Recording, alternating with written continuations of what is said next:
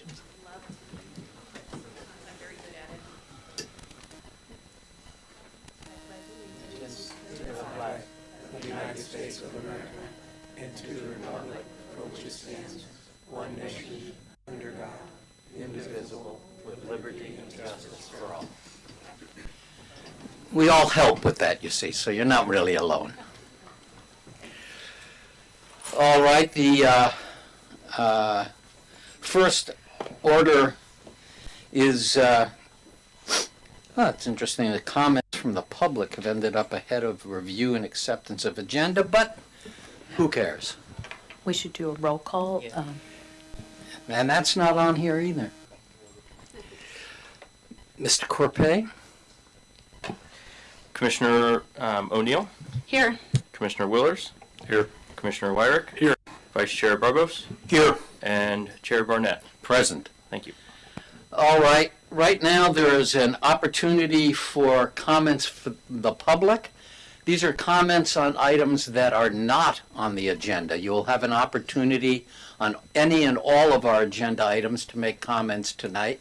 But if there is something you would like to say that is about a matter under the agenda of the Planning Commission and would like to address us, now's the time to do it on items not on the agenda.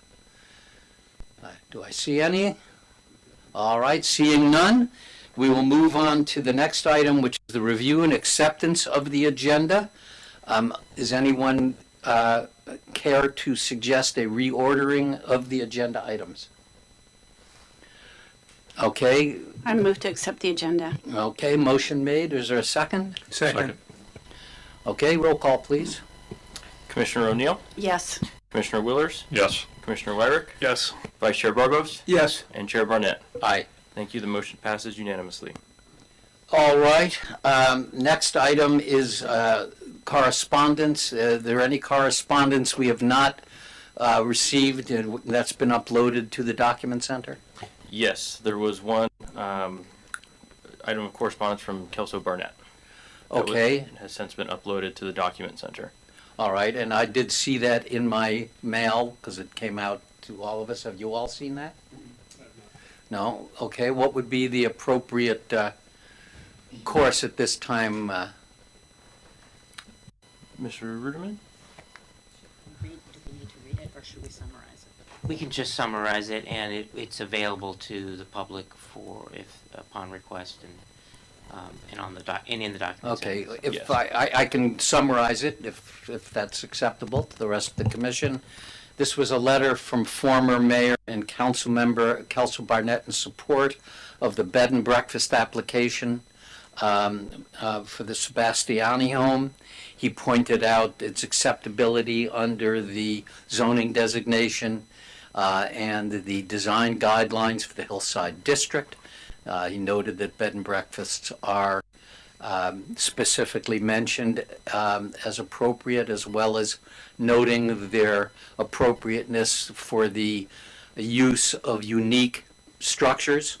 And despite the fact that this is a relatively new structure and not historic, it is I think, and you all have probably seen it, a relatively unique structure in that area. And so his basic position was that it was in accord with our zoning and the design guideline regulations, and that he would be supportive of our approving it. Okay, so with that taken care of, we're going to move on to our public hearing. And this would be, we don't have any items, by the way, in our consent calendar. So the next item is this discussion of the bed and breakfast. This is the possible action to approve the use permit application of Don and Nancy Sebastiani to convert a residence into a bed and breakfast at 175 4th Street East. So I will now turn it over to staff and get a staff report.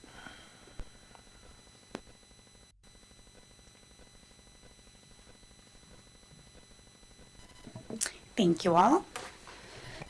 Excuse me. The application this evening is for a use permit for a bed and breakfast at 175 4th Street East. Here's the location map, the northeastern corner of our city. The project site totals 4.56 acres, is currently developed with an existing 12,800 square foot single-family residence that was constructed in 2012 with an attached 1,045 square foot garage. The surrounding land uses are hillside residential to the north and to the south with residential development. To the east, there's also residential development, and the zoning is both low-density residential and rural residential. And to the west, additional residential development in the hillside residential zoning district. Here's some photos of the project site. There's no development proposed for this application, so the development standards are for informational purposes only. The bed and breakfast would operate within the existing residence, and we've collaborated with the building department, and there are no construction improvements for ADA, fire access, things like that. So no actual construction would be associated with the project. The applicant is proposing to operate a 4-bedroom bed and breakfast at the existing residence. The bed and breakfast would operate 7 days a week with proposed quiet hours from 9 p.m. to 9 a.m. Food service would include breakfast for overnight guests only. Deliveries would be approximately once a day for supplies, food, cleaning, and landscape maintenance. As required by our zoning code and as proposed, an on-site manager would reside at the residence and would be available to monitor the site and for guests 24 hours a day. There would be no other employees on site other than contract cleaning and landscaping. Happy hour would be served on a nightly basis to registered guests. And breakfast would be served only to registered guests in the kitchen. The applicant is not proposing any special events, weddings, or other activities. And I think the other issues have been addressed already. As you may be aware, we have special use standards for a bed and breakfast, and for the information of everyone present this evening, we have specific definitions in the zoning code for a vacation rental, for a bed and breakfast, and hotel, motel, things like that. So a bed and breakfast is a very specific use and has specific zoning requirements and standards that apply to this use. So the use of a bed and breakfast is allowed in the Hillside Residential Zoning District with a use permit, which is what we're here tonight to discuss. The applicable standards in section 1950-030 state that a use permit is required. The applicant will also be required to obtain a business license. Our code would allow up to 5 bedrooms, but in this case they are requesting 4. From a building code perspective, the jump from 4 to 5 would change the classification from residential to commercial, and so there would be additional requirements. So they're not pursuing that at this time. There is a requirement for on-site management. This is really what sets a bed and breakfast aside from a hotel or a vacation rental or other type of hospitality suites. It is a requirement of our zoning code that an on-site manager reside on-site. The maximum stay is 29 days. The provision of food has 2 limitations. Food service shall be limited to breakfast served to registered overnight guests only. And cooking is prohibited in individual guest rooms. There are other uses are identified in criteria number 7. Amplified music, lawn parties, outdoor weddings, and similar activities shall not occur on the site unless specifically allowed by the required use permit. So that's a good topic for discussion this evening. The applicant is not proposing any, but just might interest the commission to provide some clarity on that issue. We have received several comment letters from members of the public, and I think that is one area where there have been some concerns. There's an additional requirement for fencing, signage, waste collection and disposal, and there are conditions of approval from the Department of Public Works about the waste disposal, lighting restrictions, and County Health Department requirements. Here are the use permit findings of approval. And staff's recommendation is that the Planning Commission approve the use permit to convert the single-family residence into a bed and breakfast pursuant to CEQA Section 15301. And staff is available for questions. Thank you. Does the commission have any questions for staff on their report? Yes, Commissioner O'Neill. First, I want to thank Christina Tierney because I sent her an email with some questions over the long weekend, and she replied on Sunday in the middle of a long weekend. So thank you for that. I did want to understand why when we go to 5 bedrooms, it becomes commercial rather than residential. Could you give a little clarity on that? That is a building code classification question, so I can't really add too much. Maybe it looks like Commissioner Willers might be able to comment on that. When you go from 4 to 5 rooms, it essentially converts the use to similar to a motel, and under the code, you're required to do certain egress as well as access upgrades to a building Including make that ADA. happen. Okay. Exactly. And would also like to add that I did distribute some amended conditions of approval, and we had a little upload issue, so the sanitation conditions of approval and mentioned a previous project, so the corrected ones are before you, and there's also a mention of an encroachment permit. They're not proposing any improvements to the right-of-way, so we'll be striking that from the record with the motion, please. Okay, and I'll save I have some other questions, but I think I'll wait till all the public comment happens first. Thank you. I've got a question unless anyone else does. My question pertains to a legal non-conforming use. Is the fact that this is not triggering a commercial use, does that eliminate the category of classifying this use permit as a legal non-conforming use?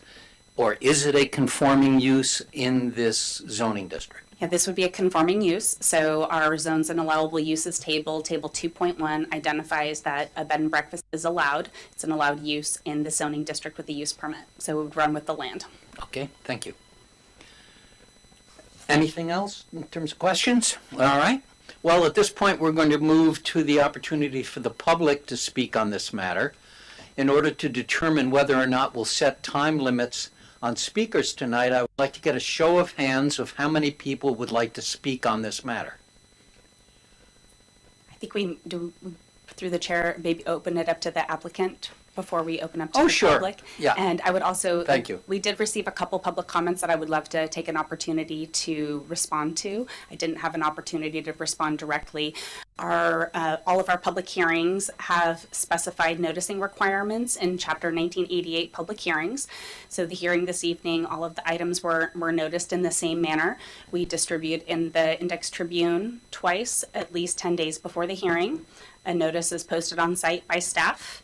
And we also send out mail cards to neighbors within a 500-foot radius. By state law, we're required to send out notices in a 300-foot radius, but out of an abundance of caution, the city ordinance is more conservative. And for all of the items on the agenda this evening, those processes were followed. Okay, thank you. The applicants in attendance here tonight? Yeah? You want to come up and make some comments? Sure. I'm not going to impose a 3-minute time limit on you. Take the time you need, and if it goes on too long, I'll pipe up. I hopefully won't take too long. Sorry, I'm not versed with microphones. Hi. Thank you, Planning Commission, and thank you, members of the community, for being here today. My name is Mia Sebastiani Coakley, and I am here on behalf of my parents. I am a member of the community. I was born and raised here, and I live just down the street with my 3 kids. Anyway, so I'm here an application on behalf of my parents for an application for this use permit up at 1754 Street East. My dad was born and raised here in Sonoma. He was raised at the property literally adjacent to the one that we're talking about today. He and my mother have been very generous community members and to the community at large, but also to the, I believe, the immediate community neighborhood. They've done a lot of things to the area, including taking down certain power lines, helping with drainage along 4th Street, and general beautification projects in that area. In 1968, my dad became the owner of the property at 1754 Street East. In in 1984, they built a home where I was shortly there born, and my brothers and I were raised, my two older brothers and I. And in 2012, they did a large renovation, and they went from about 6,000 square feet to, I think it's 12,000 square feet. And since then, it's been like the epicenter of our family life. It's been a satellite for their 10 grandchildren to come in and out. It's been a regular last minute, babysitting at Noni's house. And it's also been a place for my mom to have her local prayer groups, for my dad to have his monthly wine tastings. And we've had very large family events there. I was married there. My husband was married, or my husband and I were married there. Sorry, I get nervous. My brother and his wife were also married there. But we've also had engagement parties up there. We've had baby showers, wedding showers, fundraising events, school events, community-wide events. And it's a really amazing place, and it's a place we hold dear to our hearts. My parents want to do something different with this house, and they're trying to explore their options, and that's why we're here today, is to discuss this use permit. And this use permit would allow them to have people come in short term, but it would limit the amount of people to, I believe, 10, including somebody who is managing the property. It would also include require a manager on site 24/7, making sure that everything was, obviously guests were taken care of, but the house is being taken care of. I think it is very realistic for my parents to apply, or to ask me to apply for this. And I do feel that it's in their rights to get approval of this. And I also just feel like it's the right thing for this property. So with that being said, I've had time, and I've sat down with some neighbors and spoken with the neighbors. And I've addressed a lot of the questions and concerns. And I do hope that it eases a lot of the concerns, knowing that there is going to be somebody on site 24/7, knowing that there is a limitation to how many people can be staying there, and knowing that there is access to me 24/7, like the whole time I am completely available, assuming my parents use this process or use this permit. I would like to mention that I do believe that in this use permit, I think there would be a tremendously less amount of both foot, car, and overall distraction to the community, to the immediate community. And I hope everyone would keep that in mind as we kind of go through this questioning discussion process. So with that being said, I really appreciate the opportunity to get up here. I hope I'm not being too short or too long. And thank you guys for all being here. Anyone up here have a question for the applicant? Okay, thank you. We may have you come back if Sure. something comes up we don't anticipate at this point. I'll be right there. Okay. All right. When I asked for a show of hands of the public, it looked to me like I counted about 3, 4, 5 hands go up. Is that still right? Assuming it is. Chair, there may be people on Zoom as well. Yeah. So that's worth. Matthew, do we have anyone? There is one person with their hand raised on Zoom. Okay.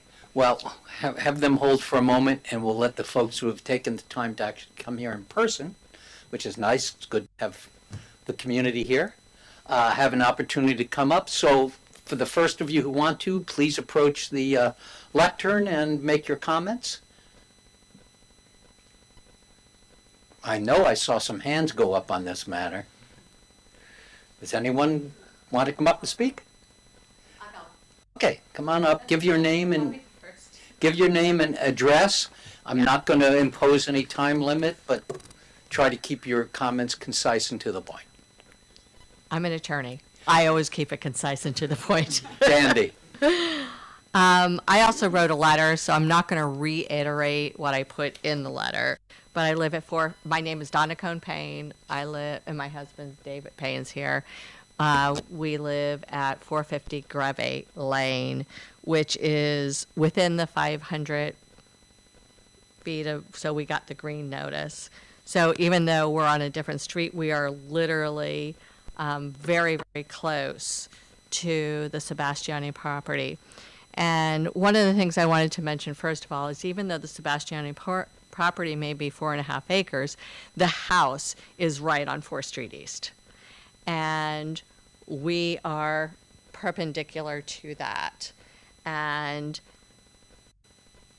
we have lived there for 23 years.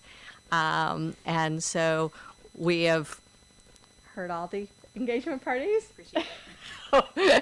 weddings, everything else. But, and we understood that, but every single summer, at the pool, at the property, which is not in the back of the property. You got to understand, this property might be 4.5 acres, but literally the house and the pool and everything is right at the front. It comes down from our street. This is the Sebastiani house. This is Greve, and it comes right down. And we hear everything every summer from everything that they're doing at their pool. It's not just me, but I think there's a letter from Barbara and Barry Granley, whose house, they've lived there for like 30-something years, and their house is, the back of their house is technically on, or the front of their house is technically on Wilking, but the back of their house literally takes two house front or house lots onto Greve, which is toward the Sebastiani house. So I'm saying is there's a lot that happens at the Sebastiani house, which we have always been on our street very accommodating to, because they are the Sebastianis, but this just pushes the limit beyond. And so we are, not only just me, but there's other people here that may not speak, but they're also against it. And we've had several letters. Unfortunately, Pete and Michelle, who live right at 4th Street and Greve, are directly in front. Michelle passed away a couple days ago, so Pete's not here. But I know that they are completely against this approval, and they are significantly impacted by this. There's a couple of points I would like to make. This is a 12,000 square foot home, and while they say it's 4 bedrooms, 7.5 baths, it's going to house far more. I mean, if you're in a B&B, technically bedrooms are bedrooms, but if you're having a bed and breakfast, you have a lot more people that can be accommodated in this house. There's also the issue of, while you might have only 9 people staying there technically, what about all your guests that are coming to stay there or to party with you? This is wine country, and I have to say, I have watched, you have property, you have parking up there, but I have literally watched Don Sebastiani for 20 years drive from his house down to 4th Street East, park on 4th Street East, and go about his walks. So, because it's too much of a climb to go back up the hill. I mean, that's a very realistic thing that could happen for all of the guests at this house, so that you have a parking impact on 4th Street East as well. And it's a very big walking community. And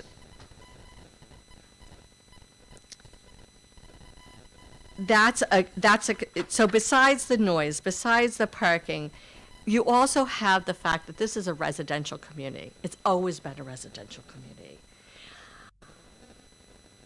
I have a 4-bedroom, 3-bath house. That's literally a half a block from the Sebastiani's house. If you approve them, why can't you approve me for a bed and breakfast? Why can't you approve the person that is on 4th Street East, directly across from there, that has this beautiful pool and everything else?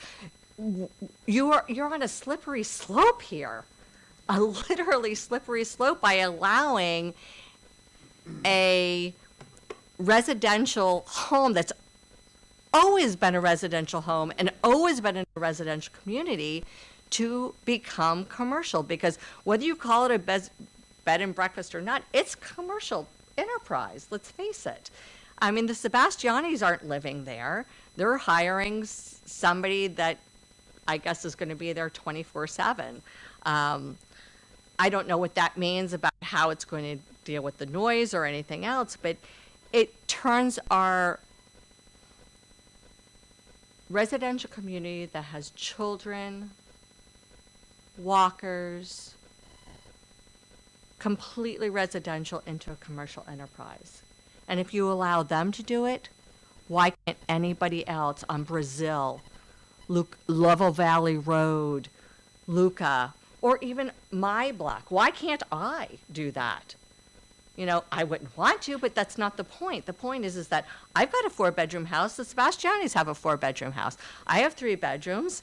I've got parking for 6. You know, why not? I mean, you've got to keep it residential. I wouldn't do that to my neighbors. I don't want the Sebastianis to do. And while I appreciate the Sebastianis have been part of this community for a very long time, they've also had this house residential for a very long time, and it should remain that way. There's no reason to change it. I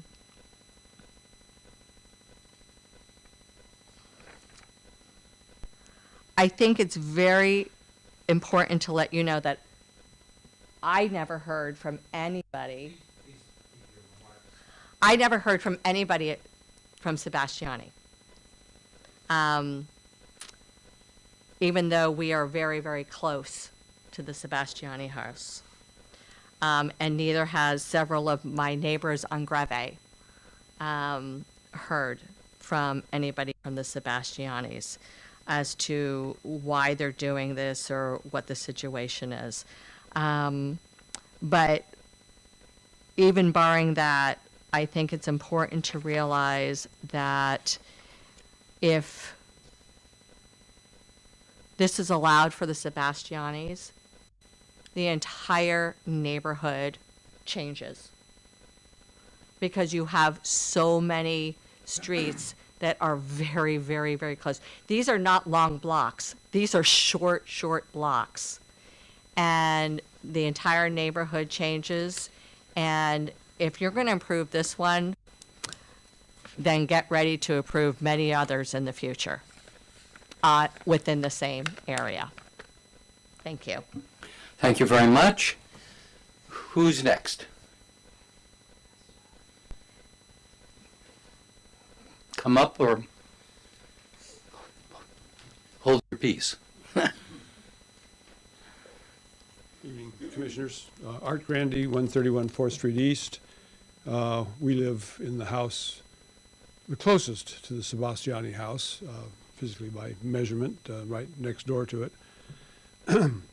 And there's a couple of issues of concern and also some understanding about why this request has been made by the family from, and I say that not really knowing them, but families evolve and properties evolve in their use. And this is an allowed use. So I understand that. I think the real issue has to be what sort of conditions are attached, and obviously we saw the presentation, the standard ones. I agree that noise from the pool is something that we hear regularly in the summer. It's not terribly disruptive because it's mostly grandkids playing. It's not something too disruptive. It would be disruptive if it was people having music and doing splash time games in the pool. So I think some attention should be paid to what sort of instruction the management of this, if it is approved, is required to adhere to in terms of use of the pool. And secondly, related to the pool, it's the hours of usage. I heard 9 to 9 being mentioned just now for use. I'm not sure if that applies to the pool or not, but I think the pool use should be eliminated after 8 o'clock or 7 o'clock or something. I mean, into the evening hours with certainly the close proximity to our house, and it does, the noise does go down the hill to the east to all those neighbors. A shorter time window for pool use or noise of pool is something that needs to be addressed in the conditions attached to a conditional use permit. The other issue is parking, and I agree with the point made just with the speaker before, that parking shouldn't bleed down from the hillside to the street. There is no good quantity of parking along the street there because one side is next to a drainage ditch which is quite sloped. It's not a good place to park. So again, that just has to do with the instructions that are given to guests who are using this facility so that we don't have that. There's parking for 100 cars up on top of that hill. They just need to put them all out on the south or west side where they won't be visible and the doors slamming and whatever going on. Won't be something that would intrude down to the neighborhood. I think the final thing to say is that this, if it's approved, needs to be something that is subject to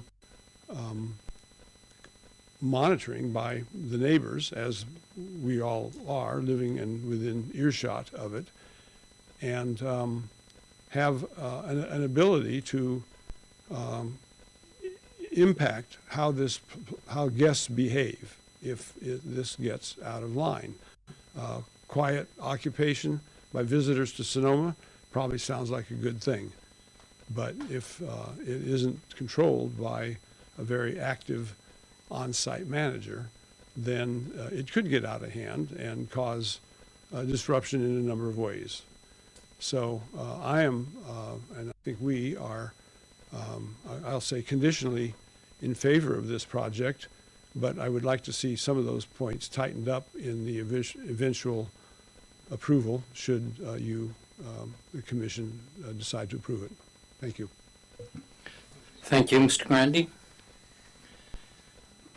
Additional speakers? Yes, sir, come on up. My name is Byron Jones. I live at 180 Wilking Way. I have phenomenal fear of public speaking. I didn't know about this application until very, very recently, I guess for 3 reasons. One, I don't read the small print in the back of the IT because as a neighbor, I know I'll not generally get a mail notice or posted notice about these kind of events. Apparently, I live 550 feet outside of the area, so I didn't get that. And so actually, my wife, as we walked the block, because we're immediate neighbors, we saw no posting today, and we looked. So I don't know, I mean, can planning staff answer where it was? Okay, so that's an issue. I actually got off the couch to come in only to say that. I had written an email to the staff, and since I'm here, I'm just going to read it anyway, so that everybody else can hear it. Let's see here. The Dear Planning Commission, et cetera. I'm very disappointed that Sonoma Planning Commission staff is recommending the issuance of special use permit to convert a residence located in a quiet residential neighborhood to a bed and breakfast, which is effectively a commercial use, perhaps not legally. My objections are as follows. There is no right to operate a bed and breakfast in a residential neighborhood in Sonoma. It is my understanding that B&Bs are not allowed without special permission. I believe I'm accurate on that. And there can be good reasons to issue a special permit for a bed and breakfast. I see that. But I see no good reasons in this case. The property is not historic. It is not in danger in any way and needs to be sort of financially rescued. It is not in a commercial area. It is not in a transitional area between commercial and residential. There's no related use that might, engender, this, like there's a winery next door and they're facilitating winery visit. None of this applies. It's a big fancy house like many others in the area, And if it's approved, this will set a precedence for other big fancy houses in the areas to apply for bed and breakfasts. I just don't get it. I guess my sort of third point, approval of special use permit would eliminate a 4-bedroom residential unit from our, would remove a 4-bedroom residential unit from our local housing stock. I get it, it's not an affordable unit, but it's one less successful family that won't be residing in Sonoma. One of these, benefactor families won't be residing here now. I don't remember anybody when they applied to be city council members or planning commission members talking about wanting to reduce housing. I just don't remember that. I don't remember them talking about wanting to increase lodging in residential neighborhoods either. Another point, according to the special use permit, authorizes a business use, or approval would authorize a business use, hence a business license. I don't think there's a neighborhood in Sonoma where citizens and residents want that. Another point, approval of this project will dramatically increase the automobile traffic passing the eastern entrance to the city bike path. The eastern entrance to the city bike path. People walking the bike path, getting on the bike path, getting off the bike path. 5 guest parking spots on this unit translates to 5 guest cars coming and going multiple times a day, 10 to 20 round trips, I don't know. The estimated vendor car traffic in the report of a total of 1 per day for supplies, breakfast food, cleaning, and landscape maintenance is a ridiculous statement. Management, housekeeping, concierge services, food deliveries, breakfast servers, happy hour servers, landscaping will increase that estimate many-fold. Please look at this property, or please look at where this property is located relative to the eastern entrance of the Sonoma bike path. Another, I thought, was a priority of the Planning Commission and city was to promote, pedestrian things and bike path things. This seems like really hostile to it. This project is bad for traffic safety, bad for small-time character, bad for close neighbors, and sets a bad precedent for gradual construction of the town atmosphere. But I'm just getting warmed up. The Planning Commission report states the proposed project is consistent with the goals and policies of the City of Sonoma 2002 General Plan. There are 5, I think, things listed. I won't list them. I'll just discuss my reaction to them. One of those was it satisfies the goal for infill development. This is not infill development. This is a removal of a housing unit. Next point was innovative design and mixed use. There's no new design proposed here. No one who lives in a Sonoma residential neighborhood wants this kind of thing happening. There's no innovative design and mixed use. I don't understand that in the report at all. The report also says it promotes and accommodates year-round tourism. Agreed. And I am actually a pro-tourism person, believe it or not, but just not in my neighborhood. It encourages practices that promote energy and water conservation and reduce greenhouse gas emissions. This is one of the reasons the report says this is consistent with our city policies. It's unbelievable. I mean, what are they doing? Is there an application to put solar panels on? I don't get it. It does not fit for me. Perhaps my biggest concern is the Planning Commission report did not address any inconsistencies with the goals and objectives of the general plan. This application, is this consistent with the housing? It did not address the inconsistencies. Is the application consistent with the housing element of the general plan to remove a housing unit? Is it consistent with the traffic safety plan of the general plan? Didn't discuss it, but it's adjacent or nearly adjacent to the eastern end of the bike path. Is the application consistent with the general objectives of the quality of life in Sonoma? I haven't read the plan recently, but I bet there's stuff in there about that, and it's not addressed. And do we really want fewer homes, more traffic in our residential neighborhoods? Thank you for probably letting me go over my time. Please vote no. Thank you, Mr. Jones. You may have fear of public speaking. You did just fine. I kind of got in a roll there, didn't I? Yeah. All right. Further? Anyone else? Well, I'd have to. My name's David Payne. Wait until we get your name and address. David sir. Payne, 450 Grevy Lane. My wife is Donna, who spoke pretty much everything she needs to say that I would say. But Mr. Jones, you added on a lot that we agree with as well. I would only have to add that we had the construction of that new house, driving pylons into the earth for, I don't know, a year. A lot of construction going on. We're fine with that. We're neighbors. It's just enough. We're done with it. We have blowers going on every morning at 7:30 in the morning, way before it's supposed to. We've called, we've done, nobody does anything. So basically we have the issue of the maintenance of the property, which is beautiful. Adds a lot to the community. It's beautiful, but it's why can't they wait till 9 o'clock or whatever time we're supposed to do that stuff? I think also, how many bed and breakfasts do we already have in town? And nobody's brought that up. Can anybody tell me that? I'd like to know. That should be a pretty important thing that we would know right now. Anybody? Hello?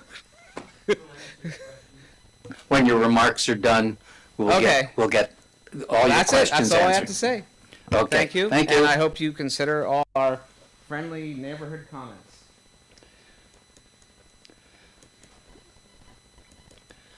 All right, anyone else? Let's address the person. Oh, there's one more person in the audience. Come up, sir. Hi, my name's Jim Moore. I live at 180 4th Street East, directly across the street from the house. The only issue I bring up is noise. Noise. 4th Street, I'm an engineer, but not an acoustic engineer. There's something about the noise in that block. If you, 4th Street East is the I-80 of walkers, if you've ever noticed on Sunday. When you walk by our house, we can hear you. 80% of you are talking about medical problems, by the way. But the good news, it only lasts for the 15 seconds that you walk by our house. But sitting inside our living room, we hear you talking about your surgery for 15 seconds. And we hear the noise from the pool, the grandchildren. Not an issue. It's families living, but we hear them. We hear meetings happening out there. My concern, the only thing I would add is, I understand the conditions. What can it morph to if a 4-bedroom B&B does not prove to be economically viable long-term, which I have some questions about? What could it morph to, and what conditions are limiting that would prevent an increase of noise from additional people, from events, from weddings, from whatever? I know we've met with Mia, and we understand her intentions, and I think they're fine, but I just don't know what it can morph to and what would require somebody to come back to the Planning Commission to ask for changes versus what could happen naturally. I got burned in a previous home where we agreed to let a business operate until 8 o'clock. They said they were going to go out of business if they couldn't operate till midnight, and it was allowed to happen. So I understand the conditions. My only concern is how limiting are they, and what could they morph to if economic situations change? Okay, thank you, sir. Anyone else in the audience who wish to make a comment? We have one more.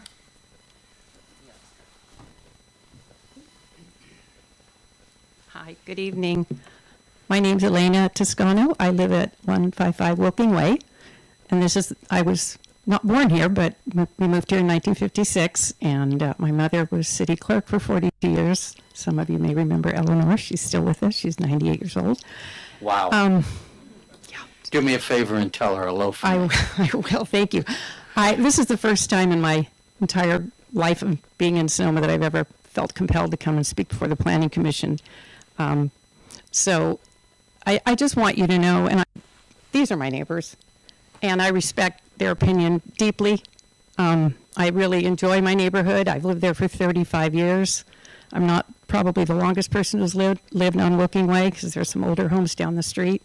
I think we have a neighbor on the corner who's been there a very long time. I think I knew him when he was growing up. But I've lived there plenty of time, long time, and yes, we do hear some noise. I hear it from children playing in the cul-de-sac.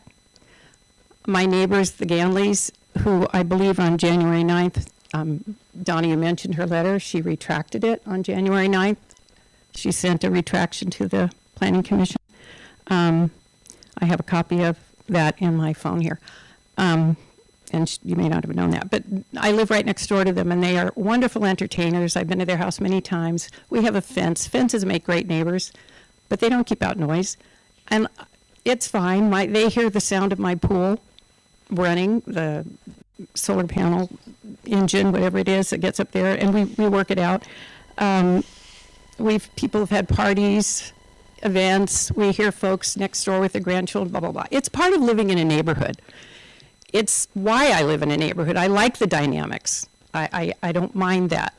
There's a home next door to Don and Nancy's that was Sylvia's, that for many years has been operating by renting out the home. It's not rented out. The rooms aren't rented out to different people. They're rented out to groups of people. And I didn't hear anybody make comments about traffic coming from Casa Sebastiani or noise or whatever. I think the residents generally seem to be, whoever the guests are, generally seem to be very quiet. I don't know, but I don't live right on 4th Street East. I may be wrong about that. But to me, it's a joyful noise living in a neighborhood. It's why I chose not to live in the country on acres of land without neighbors. I do, and I don't know if this is permissible, but some of my neighbors were not able to come this evening, but if I could read just a couple of quotes with your permission. Is that okay? One neighbor said, "We can't attend, but we totally support Don and Nancy's plan. We think it's very well thought out. We can't attend either, but we're 100% in favor of their mission." These are folks who live on Woking Way, by the way. And the last comment was, "I would be more scared that they put the house in the market and who knows what could happen if they were to sell it." And I think we've all been reading about Picasso. We've been reading about people in town who buy properties and do nothing with them. So I know Don and Nancy would maintain the property, and I don't have any objection to that. I appreciate the neighbors who've asked for clarification on some things that would mitigate some of the concerns. Thank you for your time. Thank you very much. Okay, anyone else present who would like to address the commission? If not, we'll turn to Zoom. Yes, we have one person, Ted Elliott, on Zoom. And Ted, Hello, can you hear me? Yep. Go ahead. My name is Ted Elliott, and I live on Luca Court, across from the Sebastiani driveway. My wife and I do not support the application for a B&B. We chose to live in a residential neighborhood removed from the commercial and tourist areas of town. Several years ago, we had a really difficult experience with a tourist staying in this neighborhood. Late at night, a very large, angry, and violent man tried to break into our house, shouting and banging repeatedly with all his strength on our glass doors. He also smashed dents into our car. We called the police. He was taken away and arrested. We were later told that he was staying at a short-term rental in the neighborhood, thought our house was that place, and that his wife was inside and wouldn't let him in. He was stupendously drunk after a day of wine tasting. It took a long time for us to feel safe in our home again. It's my understanding that the applicants do not plan to live on the property if it becomes tourist housing. I doubt that any member of the applicant's family would support such a project next to or across the street from their own home. But if this project does go forward, we hope there will be many conditions imposed to limit the impact on those of us who do live nearby. We would also ask that the applicants agree in writing to no future expansion of use of any kind. Thank you very much. Thank you, sir. All right, anyone else, Matthew? There are no other hands raised on Zoom.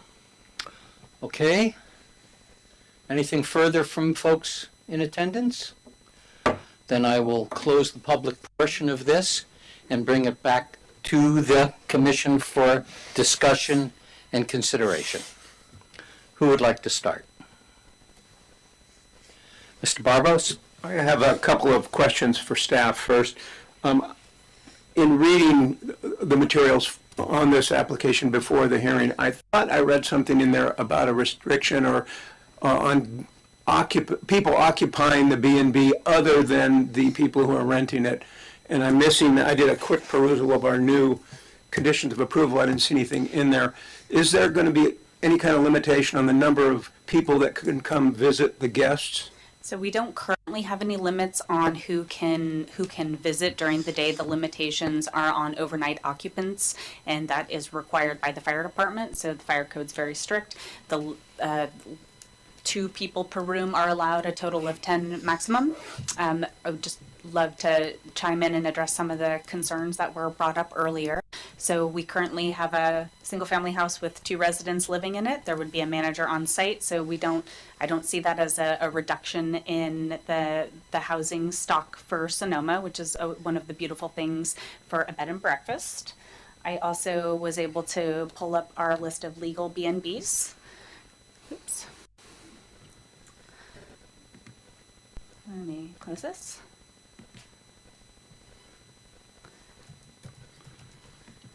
And we have 9 bed and breakfasts in the city of Sonoma. Gosh, sorry. Close. Close. There we go. So we have on West Main Street in To Remember, on Patton Street, Jane Sonoma Cottage, Hidden Oak on 214 East Napa Street, one on Denmark Street, Kate Murphy's Cottage on 43 France, 531 2nd Street East, and we have 3 on Broadway. And so, But we also have several on First Street West. Please don't call out from the audience. If you do have other comments, raise your hand. Let's do this with proper decorum, okay? The public hearing has been closed. And the public hearing has been closed, staff informs me, so. so there We might. would have to reopen the public hearing So for, we do have a list of legal vacation rentals. Vacation rentals are different from a bed and breakfast. The question that was asked was about what are the legal bed and breakfasts.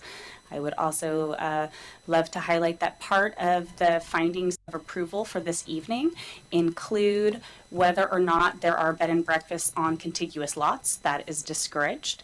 The property next door, the Casa Sebastiani, is a legal vacation rental, not a bed and breakfast. The other finding regarding neighborhood concentration is that the concentration of bed and breakfast would damage the neighborhood character, and that is discouraged. There was just a comment about if we approve this, then we would, have a proliferation. So that is taken into consideration in the zoning code. okay, thank you, Christina. I might recommend that we could add a condition of approval to require a property management plan that lists our noise ordinance. Our noise ordinance is very restrictive, and in the city of Sonoma, it is enforceable by the police. Would also note that a use permit is revocable by the planning commission, so if they do not comply with the conditions of approval, the planning commission can revoke it through a hearing process. We routinely have issues with projects not complying with noise standards, proposed projects, because our noise standards are so restrictive. So our noise standard for, we have intermittent and constant. So the 40 decibels is the most limited at night, up to 50 and 55, depending on the type of noise. And that's measured at the property line. So part of that management plan could be a requirement for the property manager to have a noise monitor and to take regular readings during events and to prepare a compliance report. Thank you.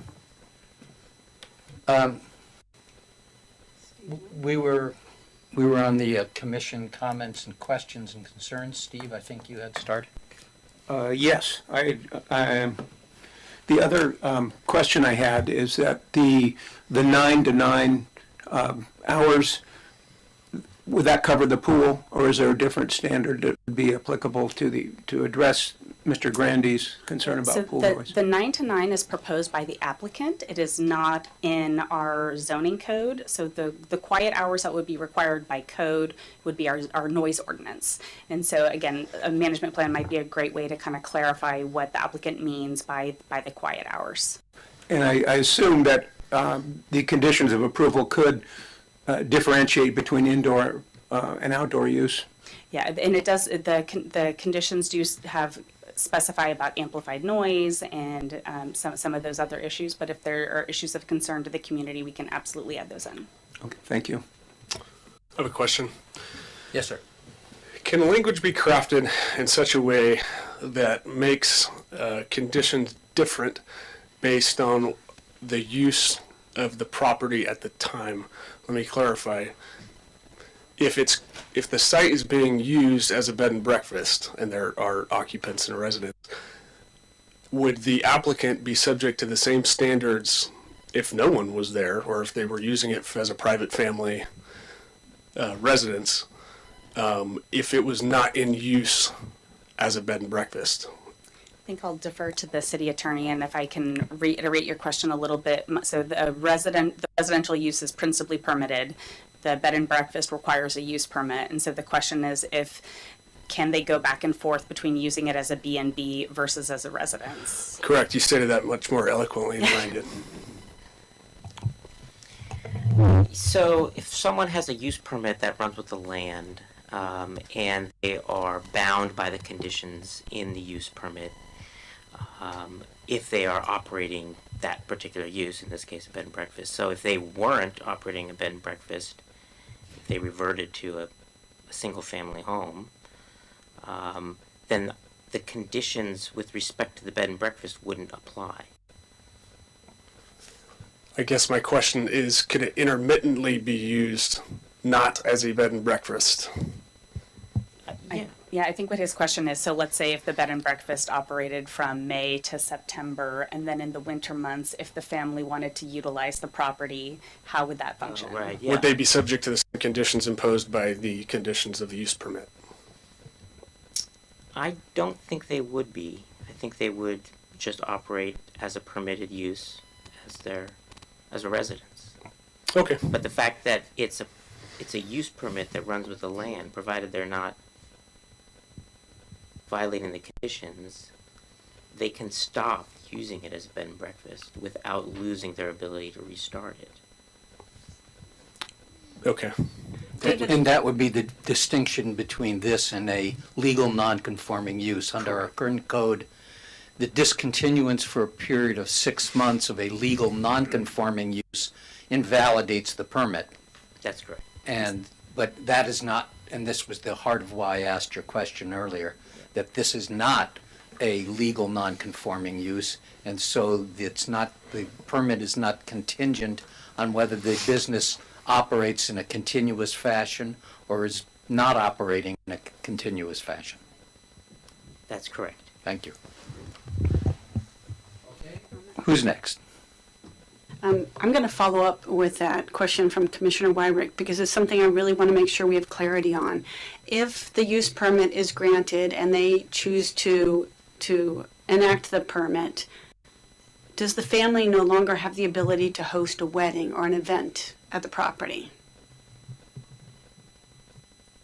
Because the B&B permit says no events, but if the family has had this history of doing family functions there and we give them this use permit, are we thereby scrapping their ability to use it at all as the family home? I don't think you're scrapping their ability to use it as a family home. That's their decision as the property owners. But would they be giving that up is what I'm asking. No. No? So they can continue to host family events while they Provided still that have the those- use permit? Yeah, and I can't comment on the, legality of the prior family events that occurred there, whether or not those were done in compliance with our code or not. But yeah, I think you can still use the property as the single family home if that's what you want to do. If they got this permit and they never exercised it, they never did anything to use this as a bed and breakfast, then they would never have, their rights under the use permit wouldn't vest. And there would be the ability to simply revoke the permit because it was never exercised. But can they do both? Yes. Simultaneously. Well, technically not simultaneously Well. because it's either a bed and breakfast or it's not. Right. So if you have no vacancy, or if you have no one at the inn, no one's there that week. No one's paying. There are no paying customers for a week, and the family wants to have an event. Are they subject to the terms of the use permit? The family, The family. property owner, Right, outside of the scope of it being a business, a bed and breakfast. Yeah, I think that's fine. Yeah, and so what our practice is that if the homeowner is hosting their own wedding for their own family, that would be allowed. If Correct. they were being paid to host a wedding for someone else, that would be a special event and that would not be allowed. I see. In any case, the noise ordinance would apply. And Right. so like I have a question right now about a wedding and they want to play music until Right. midnight. We don't have any permits or any Right. mechanism to approve that. Right, but it would be the city's noise ordinance, not the one imposed by this. It would be the conditions city of city. Sonoma noise Okay. ordinance, correct? Okay, that's my Yeah, question. we don't restrict, if I wanted to have a party at my house, we don't restrict what individuals can do, provided that they meet the noise ordinance. And one of the beauties of the city of Sonoma is our noise ordinance is enforced by the police. Right. If you're in the unincorporated county, you call the police, they're not gonna show up. Right.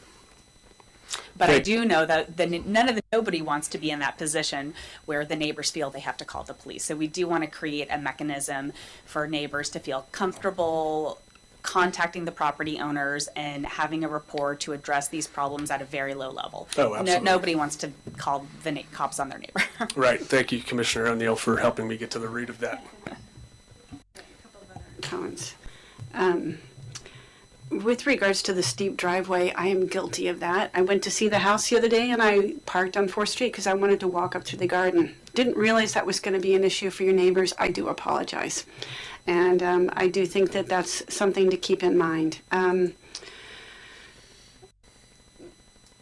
I do think we need to add some verbiage in a condition in there for the number of daytime visitors to the property so that we don't have the bachelorettes gone wild.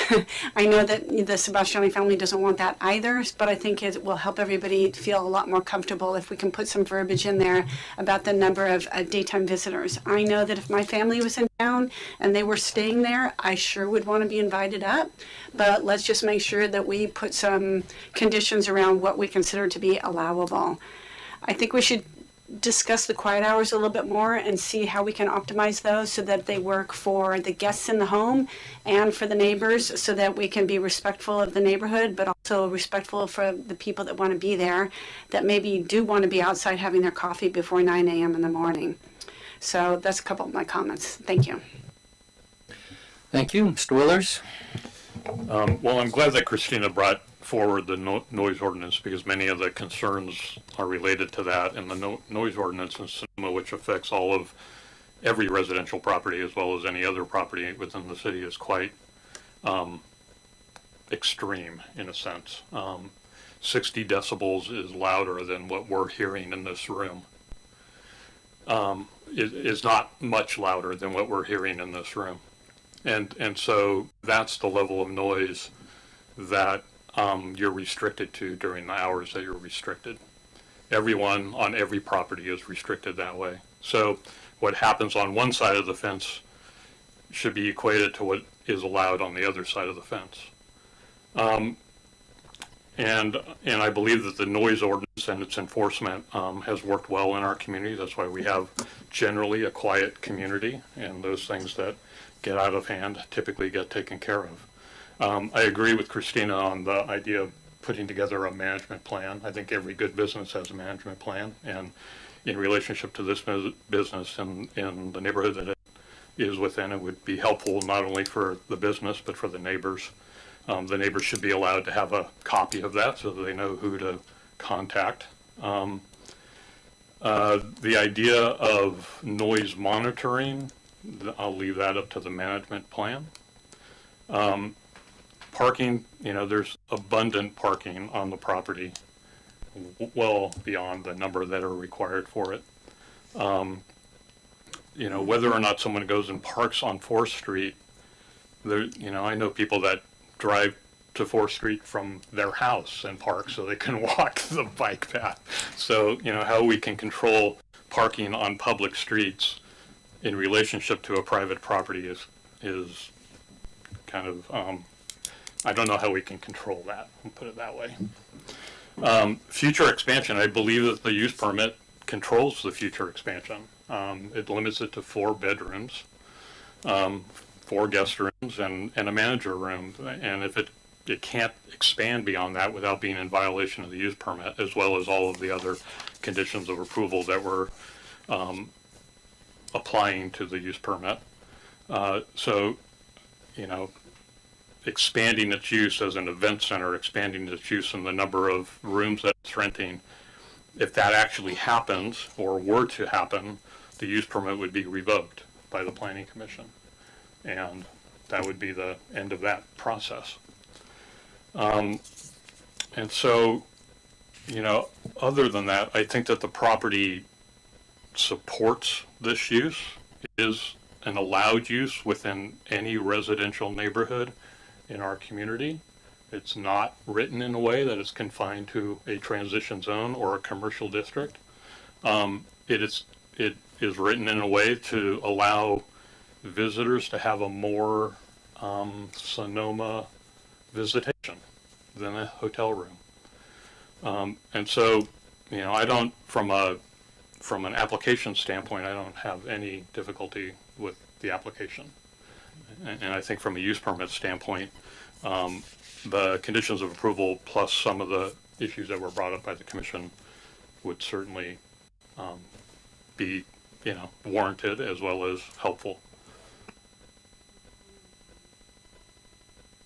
One more thing I wanted to ask about, the limitation of food to only breakfast.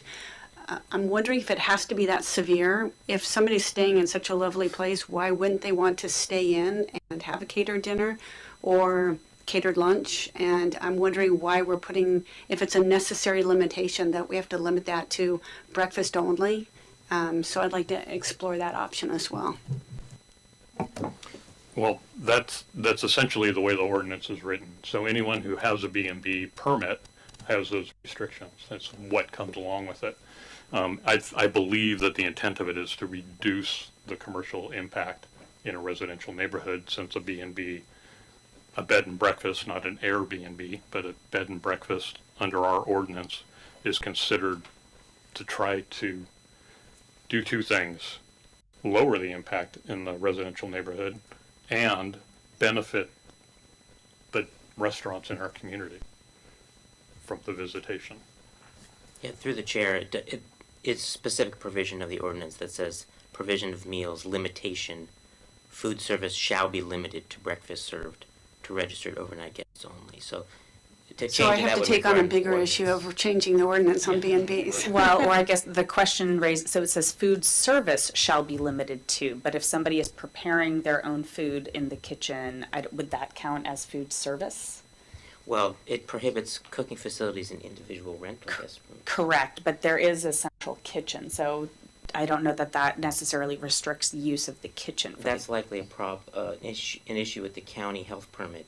Yeah, That I can can be address That's where that. the problem would arise there. Our chair may have some personal Well- experience with this. Uniquely up here, I and my wife owned and operated a bed and breakfast for 13 years on West Spain Street.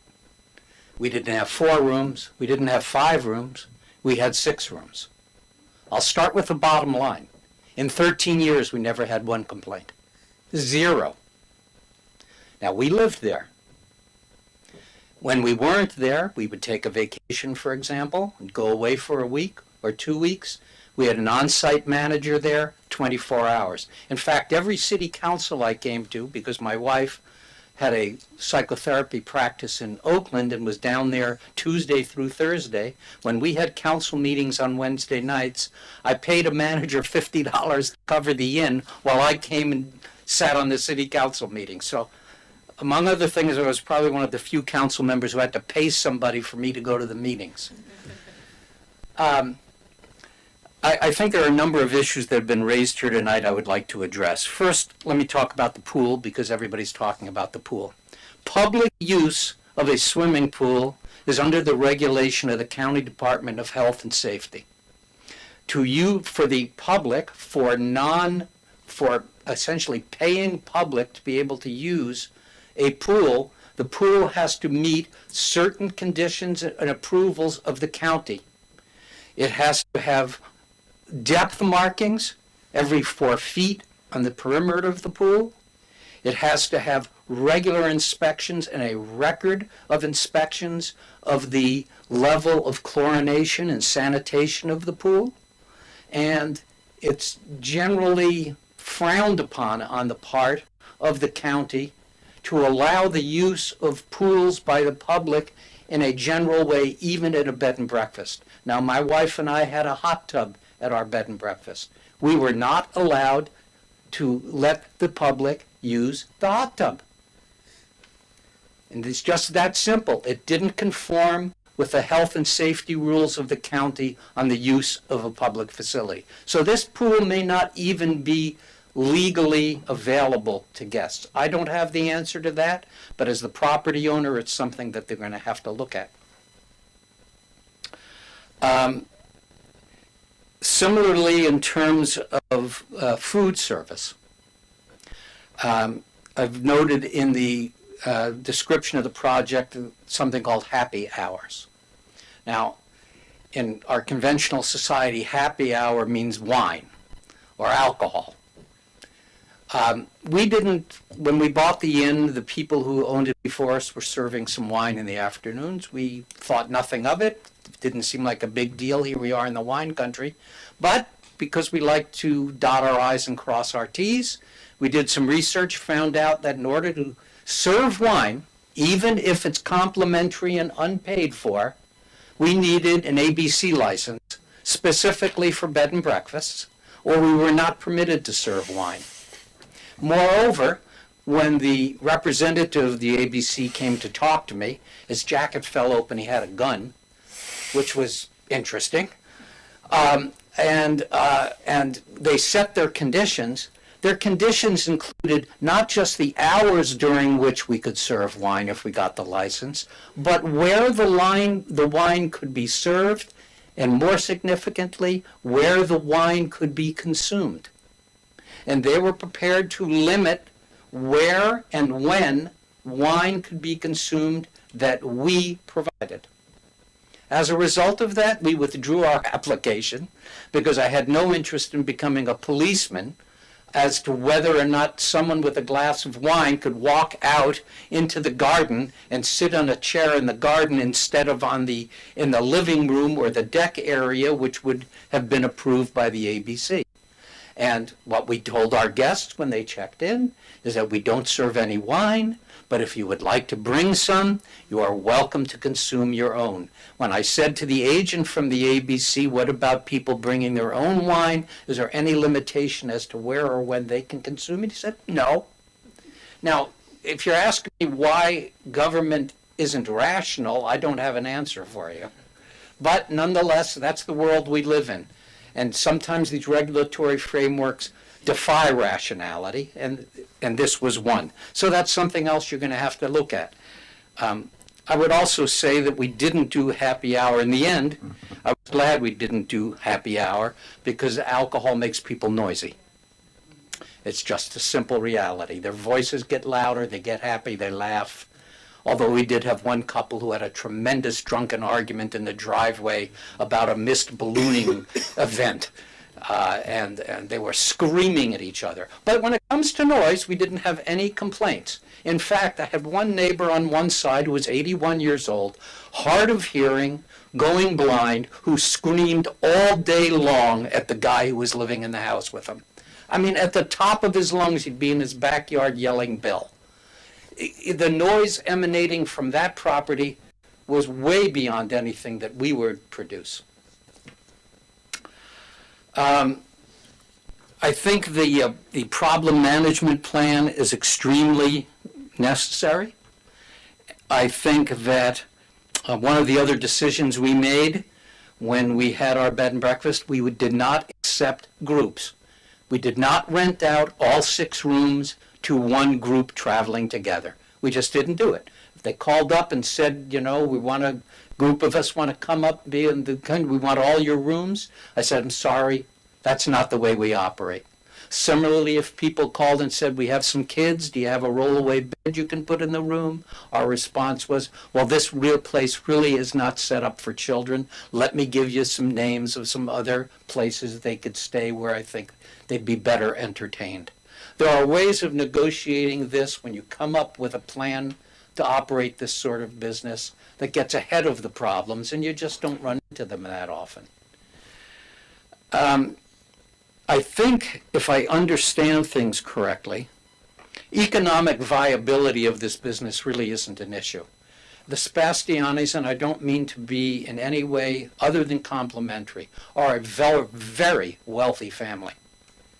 They don't need the income from this property in order to be economically viable. This is a way of preserving the property, perhaps for future generations' use, and while it's vacant, making sure that it's there and maintained and taken care of and lived in some fashion. And I don't think that economic viability, which someone here raised, is really, from what I gather, high up on the list of priorities. Running a bed and breakfast is not a great way to make a lot of money. It's just the way it is. There was a mistake on the list of bed and breakfasts. The Hidden Oak no longer operates as a bed and breakfast. It's been sold as a private residence. Its sign is down and gone, so you can update the list there. There are actually fewer bed and breakfasts in Sonoma today than when we bought our inn in 1990. And there are more vacation rentals in town, which is a category that started up somewhat later. But there are no, as you will note, vacation rentals in residential zones because they are prohibited, which was something that I advocated and succeeded in getting approval of in 1999. If we hadn't done that, you would have had vacation rentals all over the town of Sonoma. But they're not allowed, and unlike the county, vacation rentals have not become a big problem in Sonoma. The decision of this commission is appealable to the city council.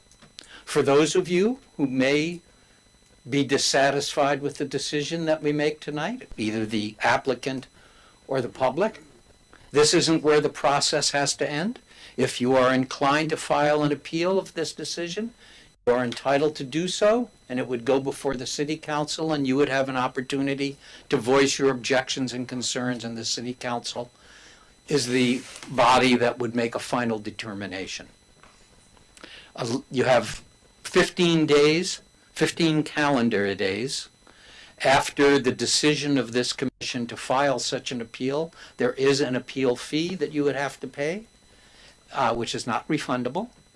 And if you don't file your appeal within the appeal period, the matter is settled.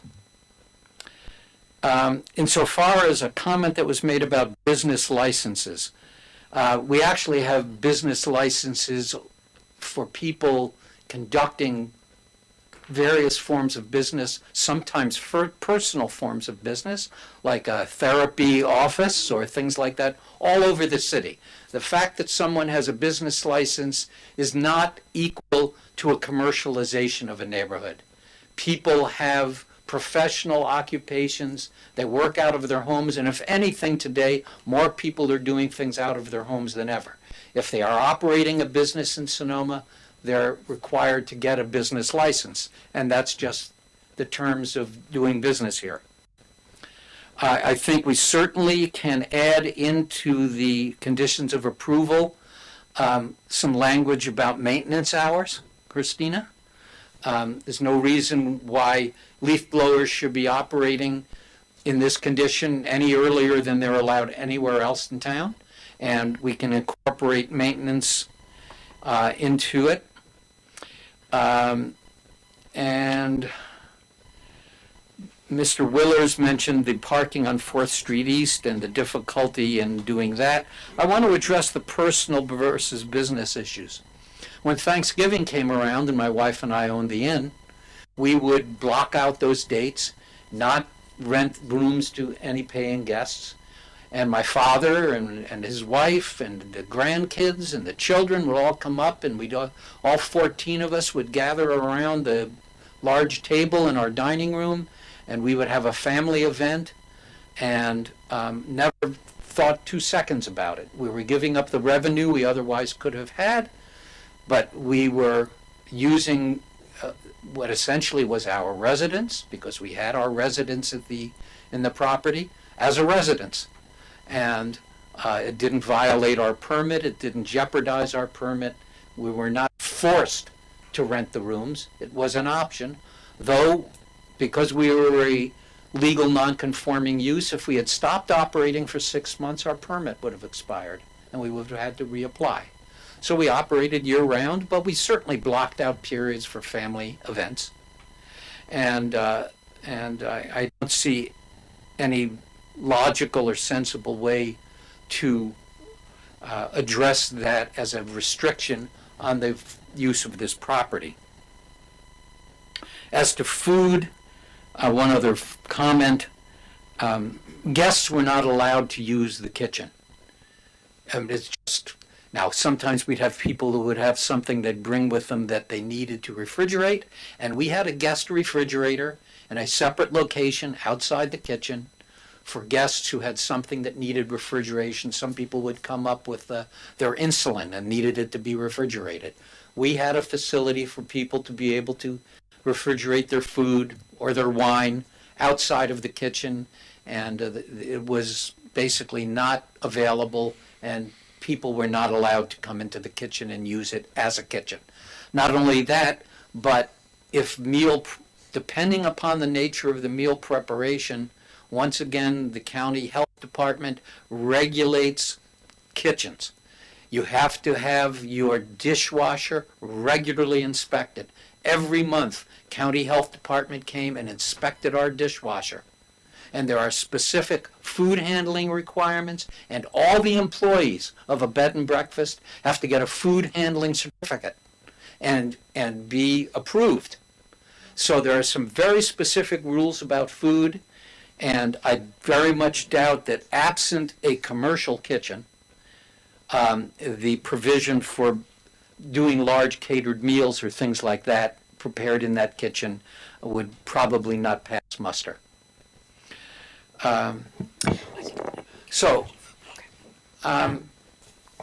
Those are basically my comments. I think that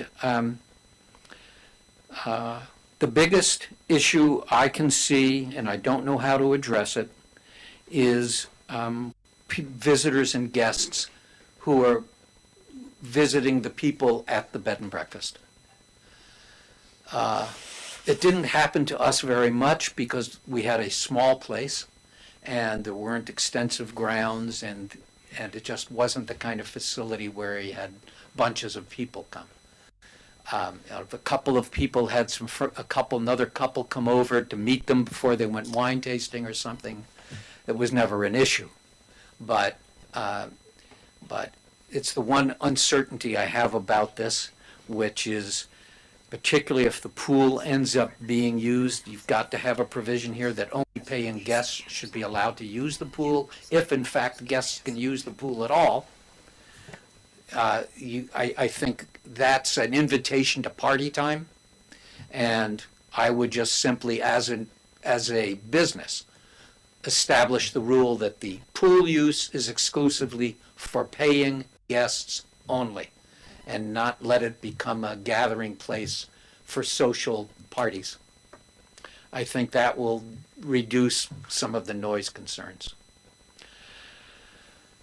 I'm sorry to go on, but I do have a personal experience in this, and it was very positive. Let me say that the experience with the guests was positive. The people who come to a B&B are usually there to enjoy themselves, to get away, to not make trouble. We only had trouble once with a group from Alaska who threatened to kick my ass if I made them stop partying. At which point I suggested that the next person they would be talking to would have a blue uniform and have a much different attitude about the situation than I would. With that, I'm ready to either hear an additional comment Through the or chair. a motion. Through the chair, if I may. Yes, Just sir. to clarify something that you said, Chair Barnett, which was correct with respect to an appeal of this body's decision. So this body's decision becomes effective 15 days after it's made. However, under our code, an appeal is required within 8 business days of the decision. Okay, thank you. So you've all heard that. You have 8 days from this hearing to appeal. 8 business days. Mr. Barbos. I agree with the points that have been made. I won't bother repeating them. I do think in this management plan that we've talked about, it might be worth us, if staff is intending to fill in the blanks on number of guests, or do you want us to weigh in on that issue? I think it would be helpful for the commission to weigh in. I do have some draft language that I can read, and we can tweak it if the chair would like to have that. I have the applicant shall prepare a property management plan subject to review and approval of the planning director. The property management plan shall address the following issues. The report shall outline noise restrictions, monitoring, and requirements for the preparation of an annual report. The report shall identify a point of contact and include a noise complaint log. A noise report shall be submitted to the City of Sonoma after 1 year of operation. Allowable pool uses and limitations, landscape maintenance restrictions, maximum number of daytime guests, designated quiet hours and allowable uses, and an identified point of contact shall be identified and distributed to neighbors within 600 feet of the property. Well, my question, that's great. I mean, that was a pretty comprehensive list. I was wondering if you want us to weigh in on what we think would be the right number of guests. Yeah, so right now I have it general, and if the commission would like to entertain a discussion of specifics, I can amend the language to add that in. I don't know what the health department requirements are, so we can either establish a number tonight, or we can let the applicant do their homework and come back with a proposal that would be approvable by the planning director. I don't know what other people's druthers are, but I'm happy to weigh in. I think that the people should be able to have guests if they're behaving themselves and coming during normal business hours and go home and don't stay over. And I would not be uncomfortable with 2 or 3 guests at a time per room. But others may feel like more would be fine too. The other thing that I want to make sure that, and I'm sure everybody got this, but I think it's important for people that are uncomfortable with this change in the neighborhood, is that the level of regulation and usage is much more restricted under the B&B than it would be if the Sebastianis just continued to own and have this property. They could have weddings in the family. They could have big parties and events. They could have a lot of things that aren't even going to be allowed. So, I mean, the noise ordinance would apply to them, but a lot of these restrictions would not. So, and they do have the right, as was pointed out, to come to have intermittent use of this as a B&B. So with that in mind, I really feel like, while I understand the concerns, I don't think that people have to worry that the granting of this use permit, should that be the vote of the commission, will increase the impact on the community. I mean, the neighborhood, I think, from the use of this property. I think it's probably the reverse. But anyway, I know my fellow commissioner to the left here has some comments, but I am prepared to support this application subject to the limitations we've talked about. Yeah, just a couple concluding comments. I thought the application narrative was thoughtful and thorough and actually rather conservative. I thought it solicited, it contemplated, and it mitigated almost all, if not all, of the neighborhood concerns that I read and heard. I think it's completely reasonable to conclude that traffic and activity would remain the same or even decrease for the reasons that Commissioner Vice Chair Barbos mentioned. There are more teeth in enforcing nuisance type complaints. I think it's also ironic to talk about this applicant in terms of reducing housing stock. Here's a family who has constructed a good chunk of 4th Street East and has been great stewards of other infrastructure in the community. And I understand and I can identify with the fact that properties go through iterations and generational changes. And I would be excited to support this next chapter for this property and this applicant. Comments or motions? I would like to see the limiting of the daytime visitors to not quiet hours. Just have that articulated in there so that they wouldn't be going later at night than whatever we've decided the quiet hours are. One thing that I would find helpful in your management plan, I live next to a vacation rental out in the county, and when the owners are there, they don't have the same rules as a vacation rental, including that amplified outdoor music.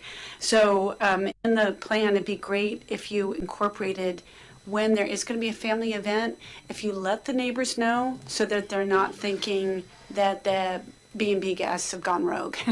So it's very helpful if I know in advance, oh, it's the owners there, they're going to be wild partiers and that's just going to be for the weekend and that's okay. So I think that that's very helpful. And I want to point out, I mean, obviously your family is completely revered in Sonoma. And the reason we have to be so particular is because the use permit goes with the property. So if the family ever did sell the property, we have to make sure that all these same rules and all the same restrictions are in place for the property. It has nothing to do with a specific person, as Commissioner Willers taught me a very long time ago. So thank you for that.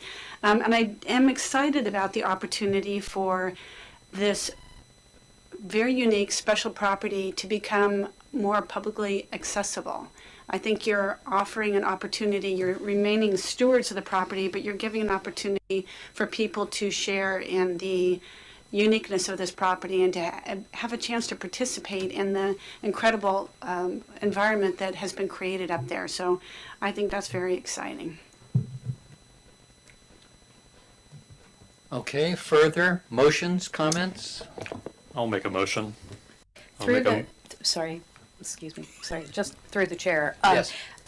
You may wish to ask the applicant to, just if you're going to add the addition of the property management plan, maybe just to have them respond, just that they accept that, because if you are going to be changing it. So it's something that you don't have to do, but you can ask.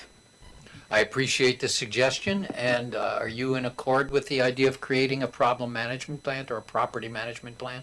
I'm in accord. Okay, thank you. Okay, Mr. Willard? And if I could request clarification on the number of guests, or do we want to leave that up to the discretion of the planning director? Okay, so I in terms of guests, I agree with Vice Chair Barbos. I was coming up with a 2. In other words, another couple visiting. And within either quiet hours or even more restricted, dinner time, 6, opening to 6 or something like that. But I think accommodating 2 additional guests per room is limiting and at the same time allowing people who come to visit here to have their friends come and pick them up or stay with them for an hour in the room. So. Or in the building. All right. Well, you can make that part of your motion if you're ready to make one. All right.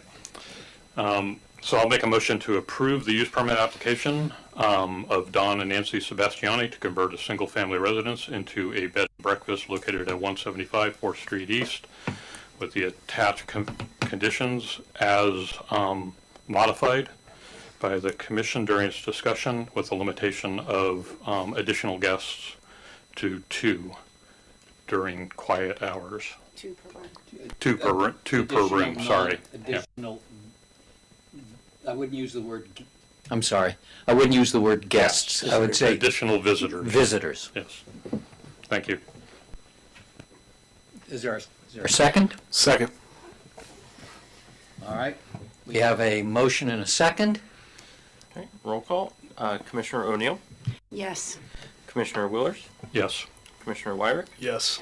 Vice Chair Barbos, Yes. and Chair Barnett. Yes. Thank you. The motion passes unanimously. Okay, thank you. We're going to take a 3-minute break, and we'll resume.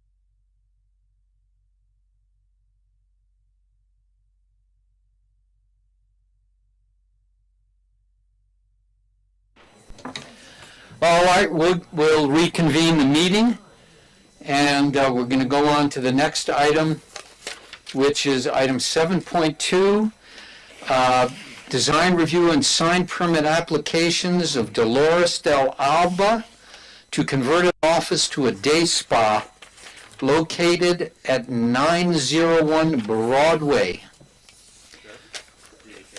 Mr. Willers? I need to recuse myself due to proximity. Okay. I have a quorum, so we're okay. Staff, would you like to give your report? Absolutely. This evening, our next application is a use permit, design review, and sign permit to convert an existing office to a day spa, which our code classifies as personal services at 901 Broadway. So this is the former GMH office right at the corner of MacArthur and Broadway. Here's the project site just south of the Sonoma Plaza. The site is 12,371 square feet, and there's an existing 2,741 square foot building that was constructed in 1915. It is a two-story building. I know there was a question about what's on that second story, and the prior use was an office, which does not require a use permit, so I'm assuming it was an office. I know there had been a question from the sanitation district about it being a residence as well. I don't have any information about what it was used previously, but I will address what the applicant is proposing to use it for storage, and it would not be part of the spa. So there is 50 feet of frontage on Broadway, 247 feet on West MacArthur, and 50 feet on First Street West. There's currently a fence on the rear portion along MacArthur and First Street West, and a gravel parking lot with 6 surface parking spaces. There is currently additional parking on West MacArthur with 4 on-site spaces. There are conditions of approval to address those as they don't currently meet code. So to the north is the Jack's Filling Station. To the south is a commercial, the former Gloria Ferrer building. Oh no, it's the Cocoa Planet, which has been empty for a while. And across the street, MacArthur Place. And some residential development to the west. Here's this first photo on the left is looking east down MacArthur, and this is the unimproved frontage that the applicant would be, or the property owner would be improving as part of the project. Get some additional connectivity. And some obstacles. These are Caltrans sign controllers, so we're hoping, the city is hoping to work with Caltrans to get those removed so that we can address some of those issues. The property is located in the Broadway corridor. The only construction that's being proposed is an ADA ramp that would be at the back of the property and would not be visible. The application is to convert the existing office to a day spa. The applicant is proposing 5 treatment rooms, a small front desk area and waiting room, little retail area, and a seating room in the front. The hours of operation are proposed for 9:30 to 6. The conditions of approval are a little bit more flexible than what the applicant has in their narrative. The proposals for 3 full-time employees and 2 part-time, and they would work in alternate shifts, so the maximum would be 3 staff people at any one time. As I mentioned, the application includes the accessible ramp at the rear, and the application includes 3 signs. So the first one will be a non-illuminated 17.5 square foot sign on the MacArthur side. Sign 2 would be the main frontage side on Broadway and would replace the existing GMH construction sign. This would be illuminated with LEDs and would be the same size, 17.5 feet. Sign 3 is non-illuminated, and it's proposed to be 14.5 square feet and would be located in the parking area behind the fence. It would not be visible to the public. We do have a condition of approval because our sign code does restrict that to be a little bit smaller. We have the use permit findings of approval, design review findings of approval, and sign permit. And staff's recommendation to the Planning Commission is to approve the use permit, design review, and sign permit, including action to approve a categorical exemption pursuant to CEQA section 15301. Thank you very much. Are there any questions from the commission? No? Okay, and is the applicant here tonight? Would you like to come up and make any remarks or clarifications? Introduce yourself, if you would. My name is Dolores de Alba, and I live in Sonoma. I've lived in Sonoma for 18 years and have been coming here for about 25 years. I have extended family that live here. I've had the spa for 18 years, and basically the reason why I want to do this is because we've been growing out of our space for probably 8 years now. I actually rent an additional room 2 buildings over, which makes it a little bit inconvenient when we have people come and they have to go to another building. So this space has just been, this type of space has been a dream of mine, to have something a little bit more expansive that is a little bit more comfortable for people. And I think especially after COVID, it's a little bit nicer to have a little bit extra room, so that if there's a guest and they don't feel like they have to sit right next to another guest, it gives us a little bit more space to spread out and make it a little bit more comfortable for guests when they come for services. And I love this community. I try to be as involved as I can. We try to donate as much as we can, and I just feel like there's so many generous families here that support the community, and we would love to continue to be part of that. Okay, thank you very much. And if the questions come up, we may ask you to come back up and answer them. Thank you. All right. Any other members? By the way, Matthew, do we have anyone on Zoom for this item? There are no hands raised on Zoom at this moment. Thank you. Anyone else here in attendance who would like to speak?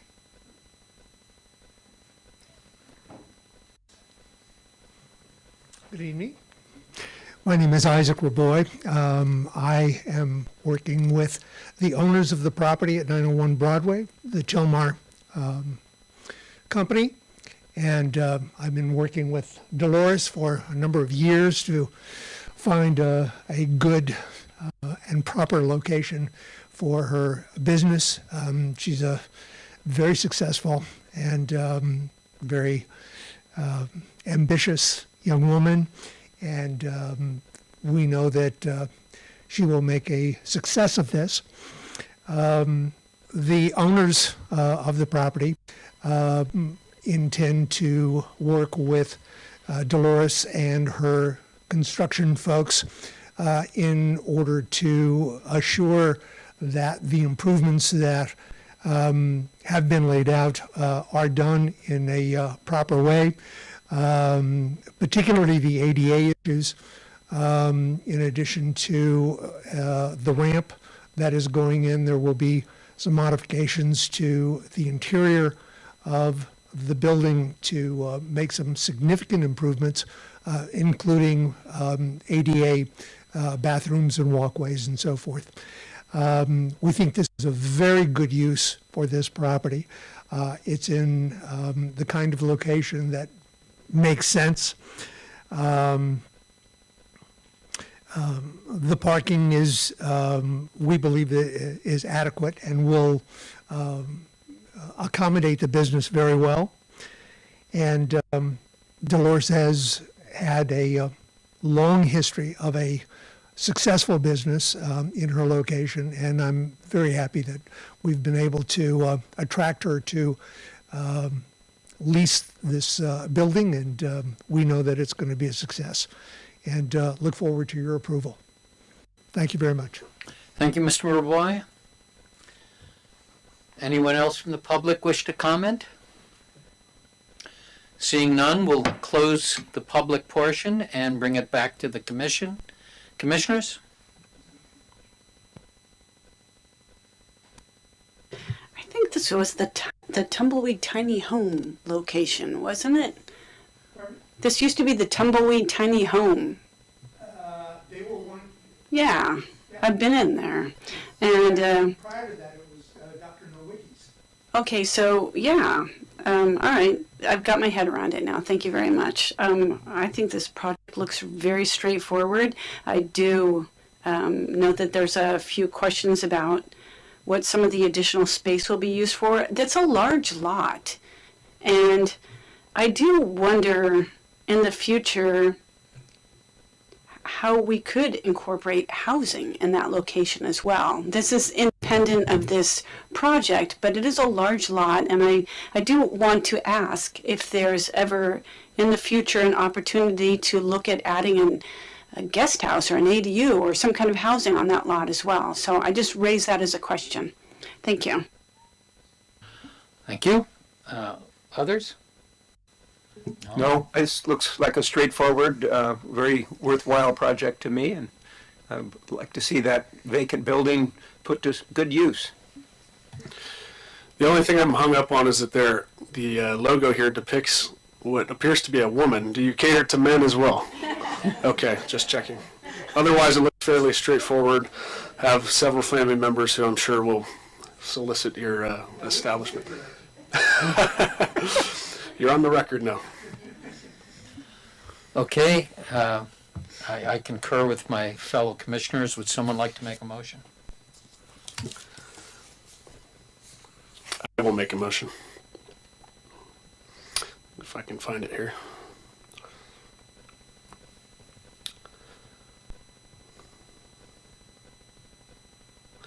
Okay, I'd like to make a motion to approve a use permit, design review and sign permit applications of Dolores D'Alba for change of use from an office to a day spa located at 901 Broadway, including an action to approve a categorical exemption pursuant to CEQA. Second that. Okay, we have a motion and a second. This is to approve resolution number 2023. Matthew, could you call the roll? Yes. Commissioner O'Neill? Yes. Commissioner Wyrick? Yes. Vice Chair Burgos? Yes. And Chair Barnett? Aye. Thank you. The motion passes. Congratulations. Okay, good luck.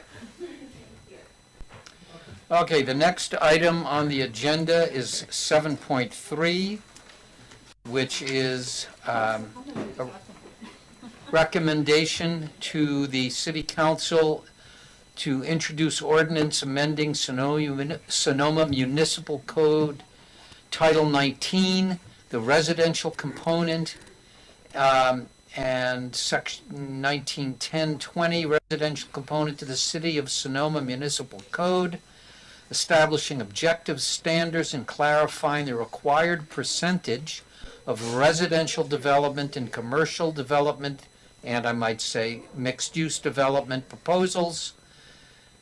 So now we will turn to our staff report. Starting to feel like Groundhog Day a little bit with this one. So I will skip over the timeline. I think we're all well aware of how much work has gone into this, and thank you to the commission for being tireless and turning over every stone. I guess before I'll kick off the presentation, I'm very happy to announce that our general plan RFPs are coming in this week, and they're really, really promising. So the deeper dive into this issue is already on the right track. And so just to summarize right now, what we're looking at is a quick cleanup round, and then as we go through the general plan process, we'll be looking at much more depth at how do we want our community to look like, and how do we get there over the next 30 years. So the proposed ordinance this evening would change the shoulds to shalls, change the terminology of building area, which is currently not defined, to floor area, and additional language added that reads: the residential component may be wholly or partially satisfied through payment of a residential component fee, subject to approval by the Planning Commission. The residential component fee shall be paid per square foot of required residential component, and shall be established by resolution of the City Council and paid into the Housing Trust Fund. There's some additional clarifying language to note that the presence of existing uses that are incompatible with residential development is a circumstance under which the component may be reduced or waived by the Planning Commission. And we have a new circumstance which reads: additions of up to 30% of existing historic structures that are listed or eligible to be listed on either the National Register of Historic Places, the California Register of Historic Places, and or the City of Sonoma Inventory of Historic Sites and Structures, where the addition would not impact the historic designation. So that's the language for the commercial zoning district, and the language is the same for the mixed-use zoning district as well. depending on the discussion this evening, that the commission has comments and direction to staff, we do have an opportunity to incorporate those comments prior to city council. We're tentatively scheduled for February 15th. If we do make the 15th, depending on the discussion this evening, council could tentatively adopt the ordinance on March 1st, and it would go into effect 30 days later. Thank you. Thank you. I've got a question for staff. Under section 3, in both the commercial and mixed use, there is circumstances in which the residential component may be reduced or waived include, and there's a series of items which we have seen before, generally in a somewhat modified form.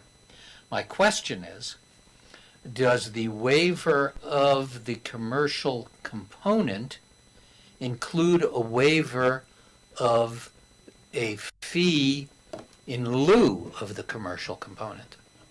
Is all we are waiving is potentially the construction, or are we also potentially waiving any fee whatsoever? I think I'm not understanding the question. Well, at this point, the ordinance provides that rather than building or constructing the required The housing, residential component. the residential component, a fee may be paid. Correct. This is saying that the planning commission and or the city council can waive or reduce the residential component.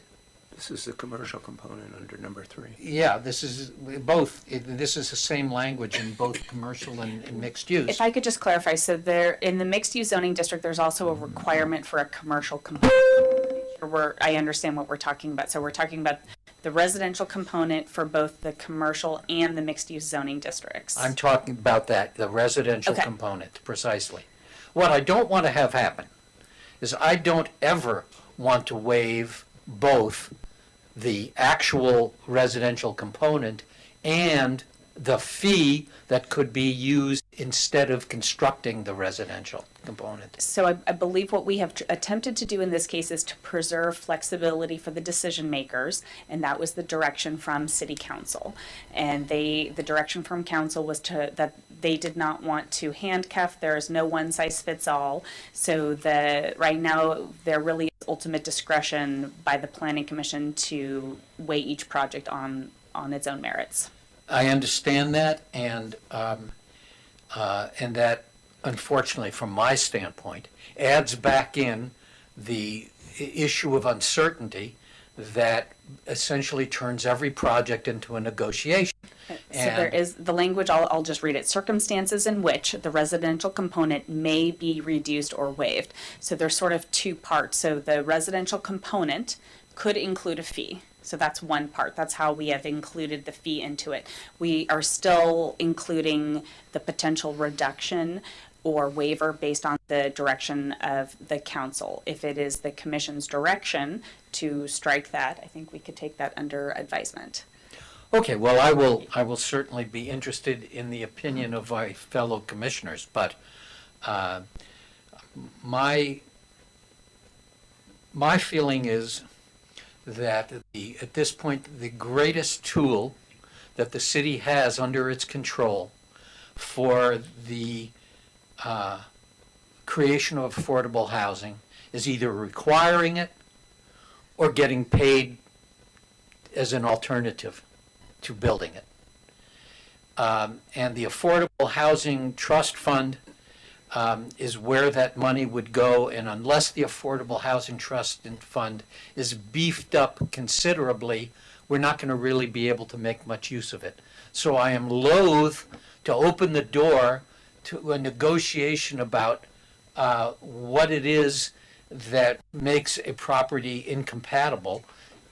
Ironically enough, the state of California is continuously pushing the city to adopt objective standards, and yet this particular component is subjective.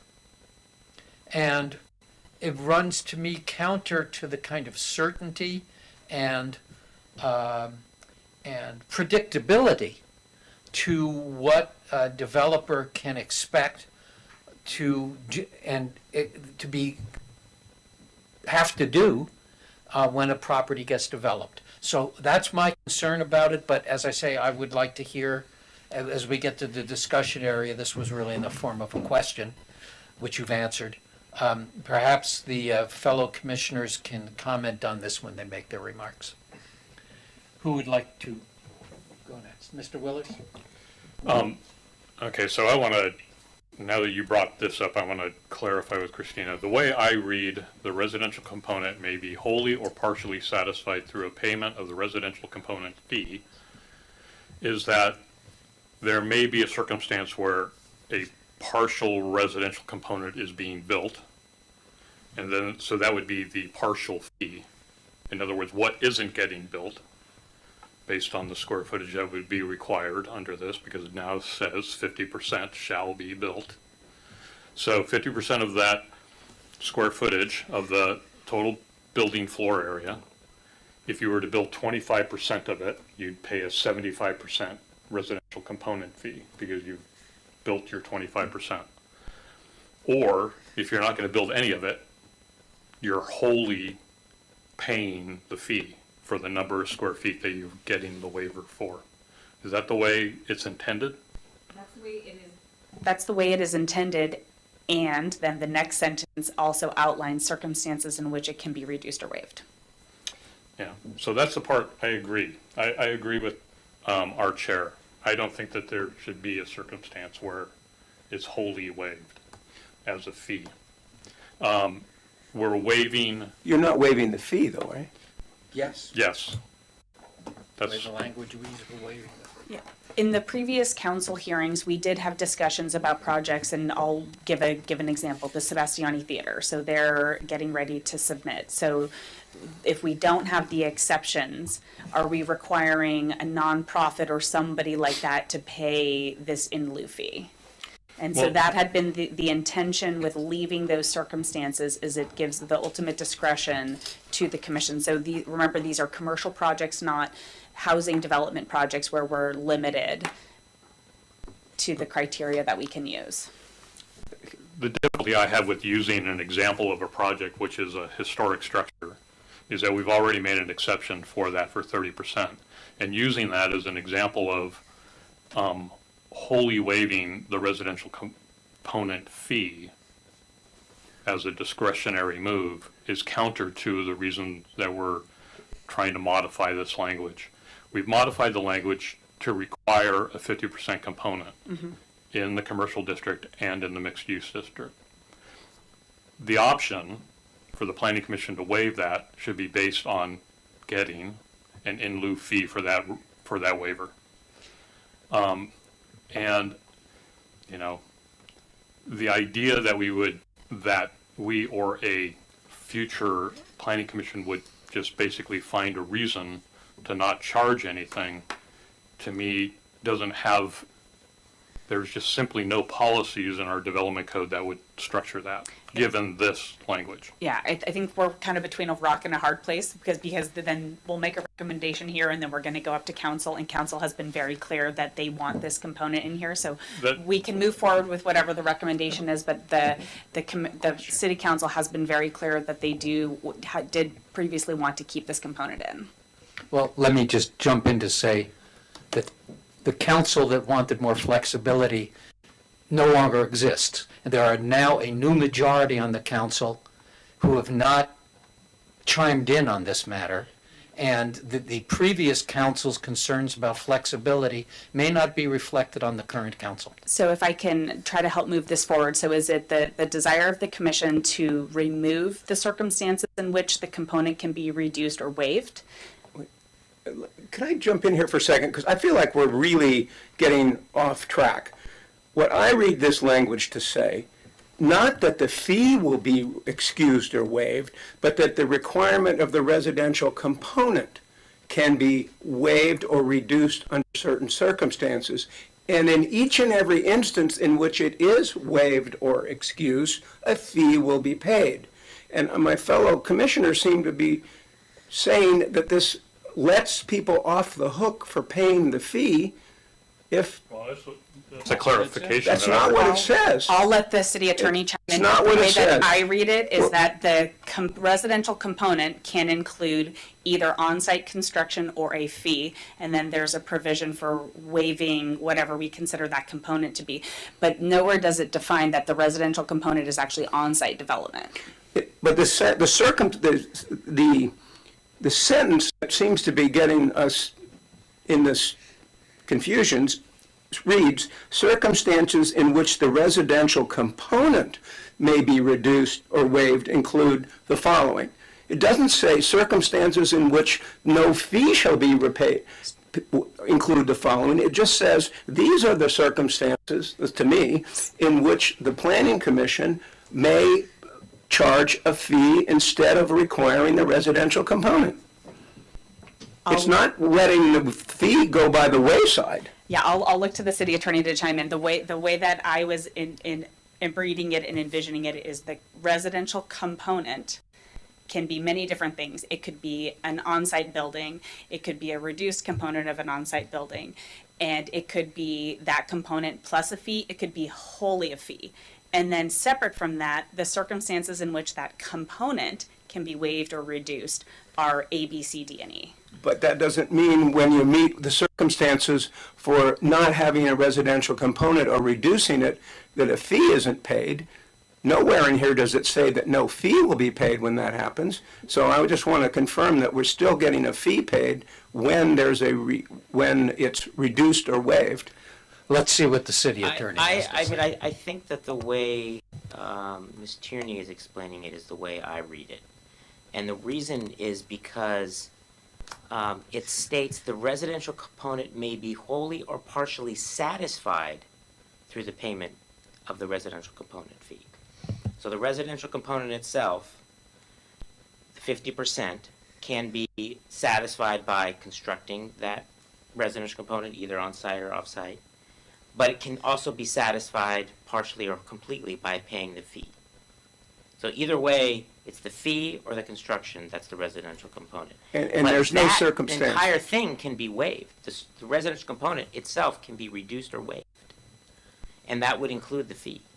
Okay, I But never that's understood. going to what be you- at No, the which is- commission's- that's going to be at the commission. Which is exactly, and here's where I'm stuck.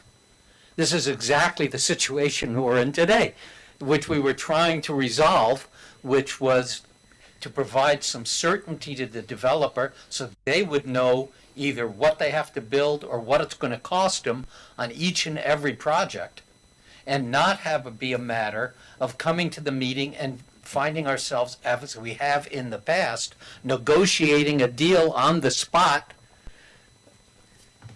I believe that the idea was that this was sort of a stopgap interim measure until we did the general plan where there was that entire process was. I got that, but it could be a year, it could be a year or more before we get that done with the general plan process happening. And meanwhile, we've got a queue of projects coming through. And I don't want to see the city denied the opportunity of generating funds for the Affordable Housing Trust Fund because an argument is made that it's infeasible, which to me, I don't know what infeasible means. It's the planning commissions. I mean, you guys make this decision. I understand, but that's the situation we're in right now. And we've been in that situation for years. And the requirement got waived and waived and waived. So I believe what we're trying to do now is legalize the payment of a fee and tighten up the circumstances in which they can be waived to reduce those, and also provide a provision for a circumstance for historic structures. So Go ahead, Mr. Williams. I want to see if this clarifies, because I think it's a structure thing. It is. I think first of all, the residential component shall be built. That says that. That's what it says. Then it says that circumstances in which you can waive the component are blah, Can blah, blah. I clarify for a second? It doesn't say shall be built. It says a residential component is required. Okay, a residential component is required of at least 50% of the total proposed floor area. And shall comprise. So what we are being told is that a component is required, and we are being told what the size of it is. There's nothing in there that says that it is on-site development. Exactly, but the basis of this ordinance is to require a residential component. The secondary element of the component is the allowance of a waiver of that. So if we take the fee language and put it at the bottom and put the circumstances by which the planning commission can make the waiver, when you make the waiver of what? the waiver of the residential component. Of actual constructing. Right. Okay. The waiver of the residential component on the property. And then the language of the residential component fee. So if the planning commission waives the residential component, then a residential component fee shall apply like this. And there's no waiver for the fee. There's no waiver. That's what I understood we had agreed on long ago. Exactly, but I think the structure of the line, It's not, yeah, I agree. The fee language. Should be separate from the ordinance language. Yes. What I would consider the ordinance language. Otherwise, we create this ambiguity about whether you can waive the component at all, and that's never been our intention to Yeah, I waive the think component. the struggle that, I think that's how it was structured previously, but what was confusing to staff was that what it says is circumstances in which it could be raised. The payment, I guess, is the payment of a fee a circumstance? How about if we just change that line, circumstances in which the residential component may be reduced or waived, and then you have to add in there with correlated fees. You could say circumstances in which the residential construction of the residential Let me make a suggestion here. I think we've gotten into this problem because we've conflated the fee and the residential and the fee and the construction into one category called the residential component. And I think that's what's causing the problem. Just let me finish. I'd like to suggest that we bifurcate it and split it into two. One is that the residential component be defined as the construction or creation of on-site housing, and that requirement for on-site housing can be waived. And then a separate provision is a fee assessed for waived on-site construction. Yes. And that we redefine the terminology of residential component and break it back out into two pieces: the actual creation of the structures of housing and the payment of a fee. And that will help address my concern. Okay. What I think is the insertion of some language that will solve this problem. If you go to before the A, B, C, and D, and E, circumstances in which the residential component may be waived, may be reduced or waived, subject to payment of a fee, are included but not limited to the following. If you just put subject to payment of the fee right there, that means that whatever gets waived or reduced has to have a fee. And then this problem is solved. But then you need to define the fee, because Well, I think it is really defined in here. Well, that's what but Yeah. you take that language out of before. Mm-hmm. I think that this language in this position, which is, detail, and I have to apologize to Christine. She emailed me multiple times with this language, and the end of the year was just not the right time to be paying attention to this for me. But I just think that, with the insertion of your language of Subject to payment of the fee. and then the fee follows, the structure of the fee follows as a separate element. In other words, it would Right. become. You move the it would residential become component 3 fee or language 4 or down whatever. below. Right. Yeah. Sorry, through the chair, and I appreciate the clarification that is happening. That's wonderful. But we do need to open a public hearing. Thank you. Oh, okay. Okay.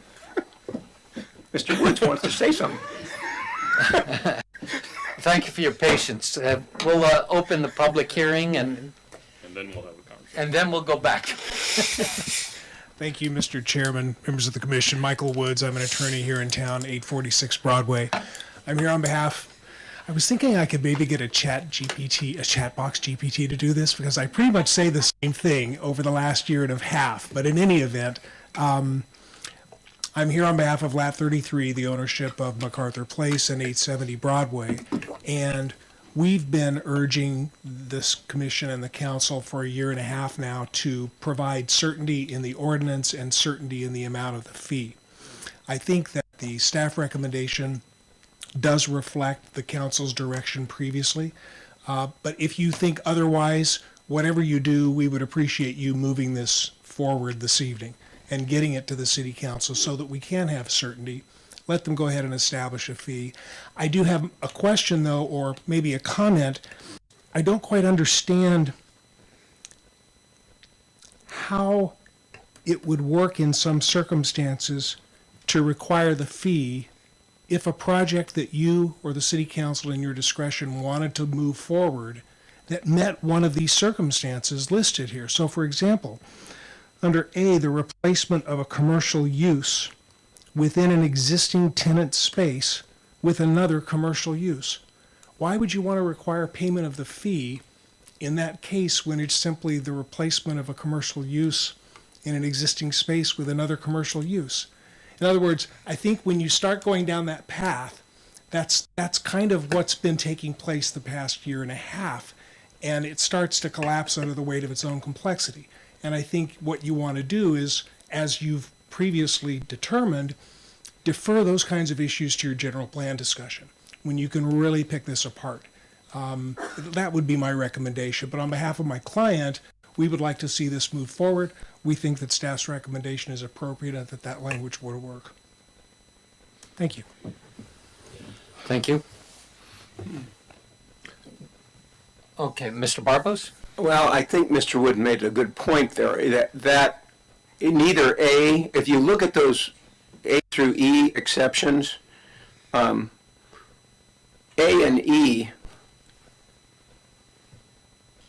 would not, it doesn't make sense on either of those to charge a residential fee. And you could put an exception in here for that.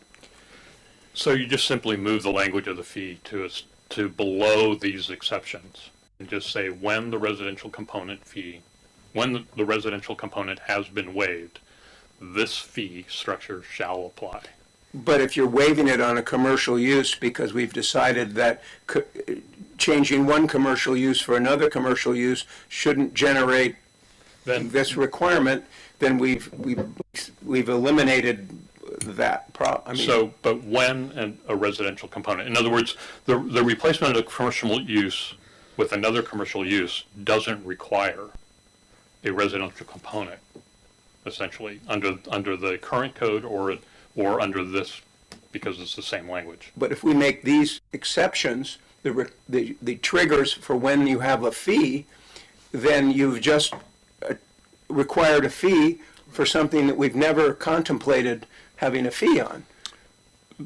If we make A through E, the exceptions for when a fee is paid, that you pay a fee under these circumstances, we don't really mean to A and E, we only mean it for B, C, and D. Look at the list. No, I'm looking at the list, and my comeback to this is the residential component should not be waived. Essentially, our ordinance says that we should be building residential component.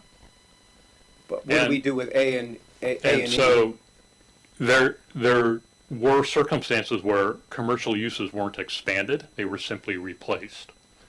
That circumstance didn't require a residential component. You know, this list is not exhaustive. It is, and these are examples. They're not findings. They're just simply, you know, things that may occur, and that's the problem with this list of circumstances in which it can be waived that led us down to the path that we're in right now, and that is we essentially have gotten into the mode of waiving commercial component. No, I agree with all that, but if we just take that point and if we say, go back to this language and it says, go back to the top, in applications for new development for which a discretionary permit is required, a residential component is required unless waived by the Planning Commission. I think we have to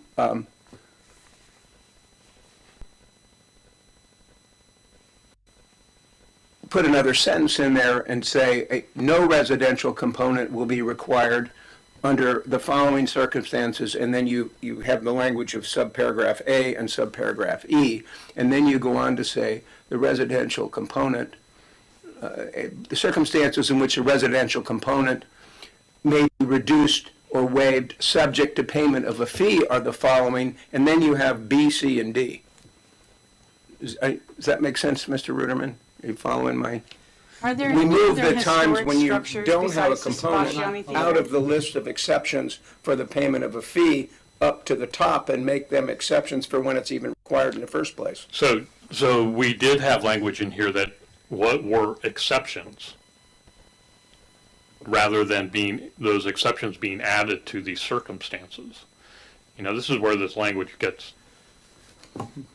Murky. Well, it gets complicated. It's the same problem that we faced trying to reorganize the language, and we introduced lots of complexity, and it just became more complex. Yeah, I think if we just remember that timeline that Ms. Tierney showed us, we've looked at this at a lot of iterations, and I think I was not here for all of those, but my understanding was that there were times when the recommendation was you pay the fee or you build it. That's it. And I think some of those went to council, and there was direction that came back. And my understanding is that this language, which we brought to you guys in December, that we discussed in December in a study session, was kind of trying to find a middle ground so that we could give some certainty to the development community right now as we move forward with the general plan. So I just want to make sure we all are on the same page with respect to where we are and how we got here. Well, and I think, I feel like I'm on the same page, and I guess that, for example, tonight we had an applicant come forward to ask to put a day spa into a business location. That meets the definition of A, the replacement of a commercial use within an existing tenant space with another commercial use. Now, I would never have expected in a circumstance like that we would have a commercial component requirement, A residential component. a residential component requirement on a change of use, basically. It isn't even a change of use. It's one commercial use for another It's a commercial change use. of land use, though. So the land use differed, and it was a new land use that required a use permit. I think I understand. No, I don't believe that's so. I think I understand what you guys are trying to say. So if under number 3, if we added no residential component shall be required in the following circumstances: A, the replacement of a commercial use within an existing tenant space with another commercial use. B, additions of up to 30% of existing historic structures. And then we continue. A residential component shall comprise at least 50% of the total proposed building area. The residential component may be wholly or partially satisfied through the payment of a fee. And then we delete the circumstances under which it can be waived because we've already moved up those 2 circumstances. And I would share it on the screen, except I can't access the G drive for some reason. That makes sense to me. No, that's okay. That sounds like a workable approach. Through the chair, we haven't closed the public hearing. I don't know if there are any other speakers. We can invite him back up. Anyone? It's a dialogue. We've been around and around on this so many times. Does anyone wish to make a comment? Okay, then I will formally close the public portion. Chair, just so you know, there are no members on Zoom wishing to make a comment. Thank you, sir. Okay, thank goodness. Okay, so it would appear to me on hearing the suggestion that you have made, Christina, that would largely satisfy the concerns that are up here. Am I correct? Yes. Yes? I'd love to see the language, but yeah. Yeah, Yeah. well, I just need a thumb drive. Does anyone have a thumb drive? Okay. All right, so let's see Take a if, 5-minute break to allow her to Yeah.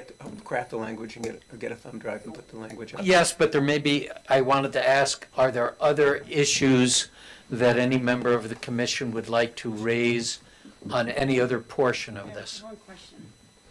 My question is E all about the Sebastiani Theater, or are there other historic structures that we should be treating differently?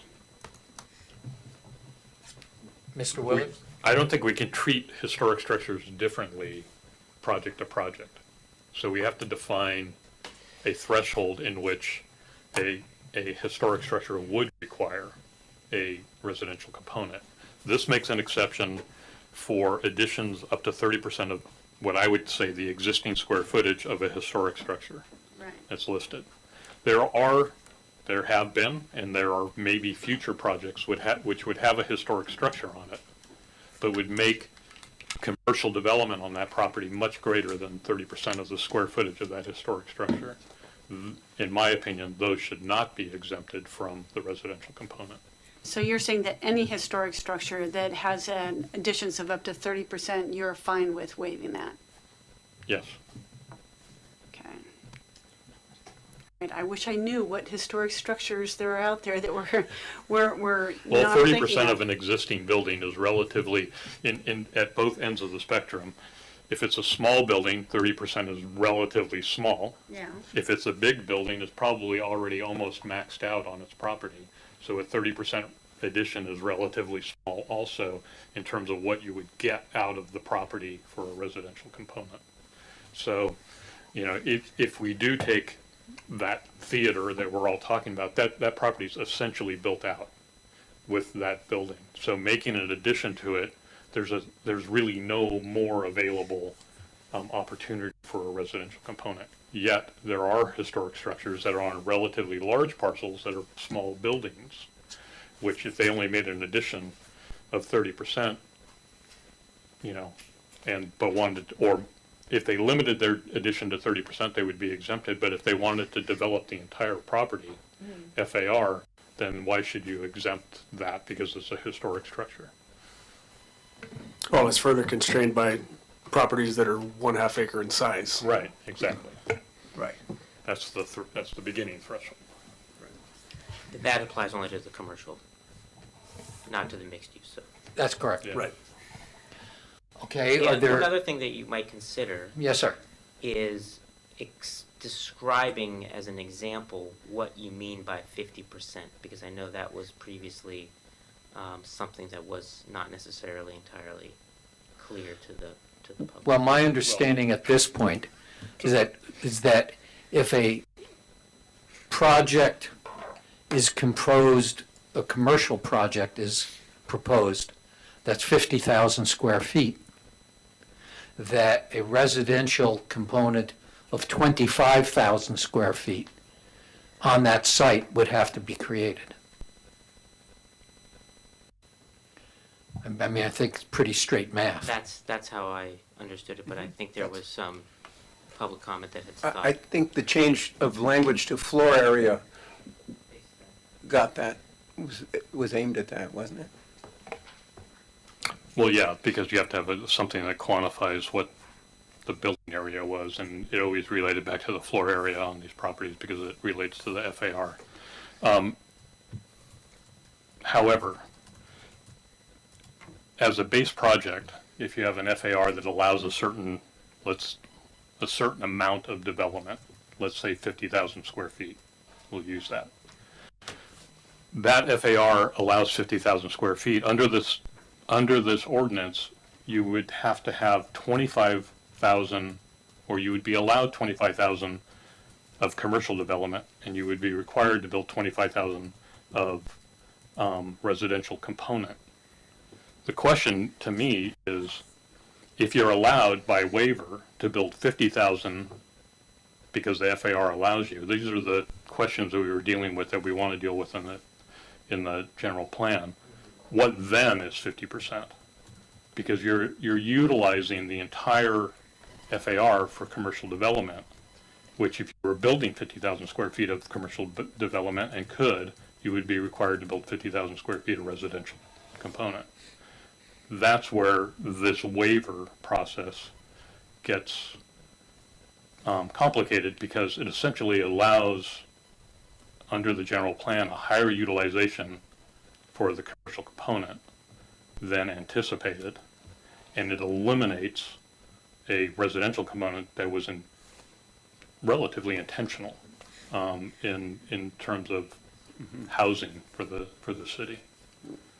So, you know, and the FAR was established to allow the residential component. In other words, the FARs were raised to allow room for residential components.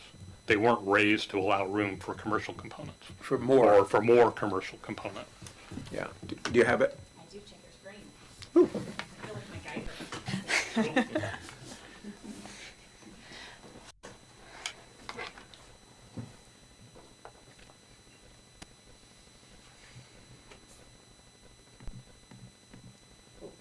Is that too small? No, it's okay.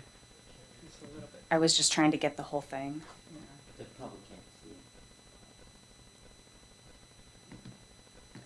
I think I can go down. We all know what the top says. Michael, can you read?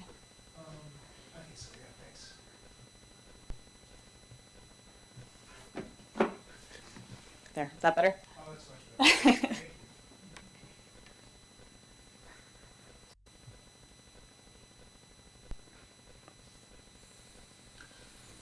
Well, I may be overthinking this, but I'm still reading this to say that it's possible to waive the residential component and end up with no fee paid. I believe we deleted the circumstances in which it could be waived. So the only circumstances where it would not be required would be the replacement of a commercial use within an existing tenant space or additions of up to 30% of historic structures. Can you scroll down? Yeah, it's all red. So this is all red now. Okay, but if you go up a little, scroll back up, it says, keep going, but there you go. Unless waived, a residential component shall be required unless waived by the planning commission. So I think that needs to be read too.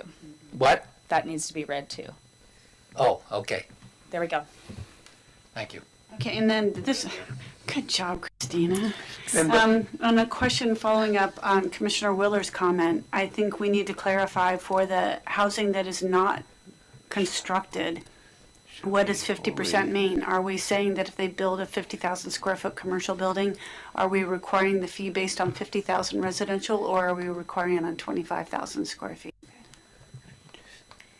So I think we just add that example back in. Wait.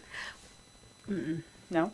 Mr. Barbos, you have a question? Yeah, when you struck all that language down below, starting with circumstances in which a residential component may be reduced or waived, I don't think this puts us in the position where we want to be, because we have no criteria that would guide a planning commission in deciding when it's appropriate to waive or reduce and charge a fee. So I thought we were saying shall be, circumstances in which a residential component may be reduced or waived subject to payment of a fee include the following. You don't need about limited to. Understanding. Now it should just be B, C, and D. My understanding was I was hearing that the commission didn't want any circumstances where it would be reduced or waived. No, I think we want objective criteria to guide us when it's appropriate to, otherwise it's just a free-for-all. People come in and say, give us a fee, and we say, oh, okay, or no fee, build it. But we have to have some criteria to guide when that decision can be made. And if you leave the original language, or the language originally in B, C, and D, we took A and E out. I think we might be overthinking it a little bit. So we deal with maybe one of these every 4 years. And I understand the desire to have really concrete guidelines. What we're doing is at least a good step in the right direction. we're not talking about 10 applications a year that we're going to be dealing with this. It's not, probably not even one application a year. But we already had this language in the If you, draft. if you did it, you'd want to probably say circumstances in which the residential component may be satisfied in whole or in part by the residential component fee include but are not limited to. Perfect. So that it's clear that this is just guiding how much it can be fee and how much can be construction. Yes, I like that, and I think we should have that in there to give us some concrete language. If that's the will of the commission. I missed what you just said. So circumstances in which the residential component, So undo the red, yeah, undo that red and then, all of it? for now. But don't. Then you're gonna have to But add don't some erase- blue. You have to change it. I feel like I'm just painting. Okay. So circumstances in which the residential component may be satisfied in whole or part, Hold on. Be satisfied through a fee in whole or in part, or in part. well, put the through after the part.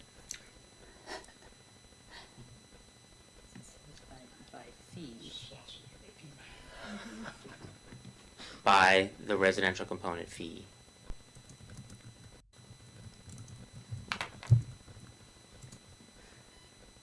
And then erase, reduced, or waived, but leave include. Mhm.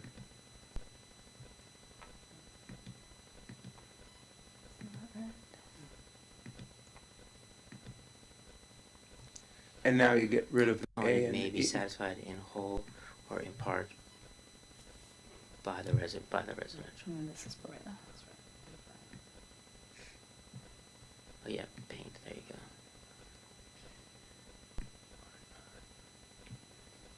And I would change through to by, sorry about that, that's my bad. And now you have to add back in And those then you three. need to add back in B, C, and D, and then renumber them, obviously. B, C, and D are adding back. Mm-hmm. Too many lawyers in the room. And through the chair, if we could then, after this part, just clarify the. Those are, Take A that's out. existing language, 50%. actually. The, You gotta what take we're A out. talking about.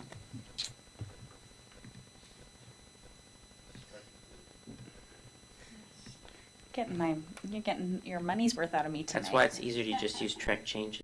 I know, but then when you accept it, it doesn't work.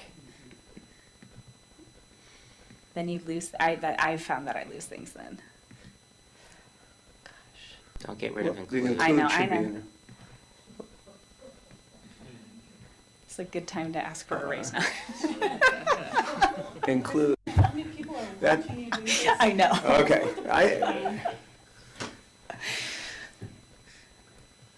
I think we're getting there. They don't teach you this in grad school. All right. So now. And then just renumber Yeah. B, C, and D, A, B, and B, A, C. B, and D. B, Yeah, C, this is and D. A. Okay. Yeah, that's all. And then you also had those new words existing that you had added. Yeah, but we don't want those anymore, right? Or do we do want those? I think you still do want them. Okay. So that's one way. I think that's Vice Chair what Barber, we you could do were it. looking for.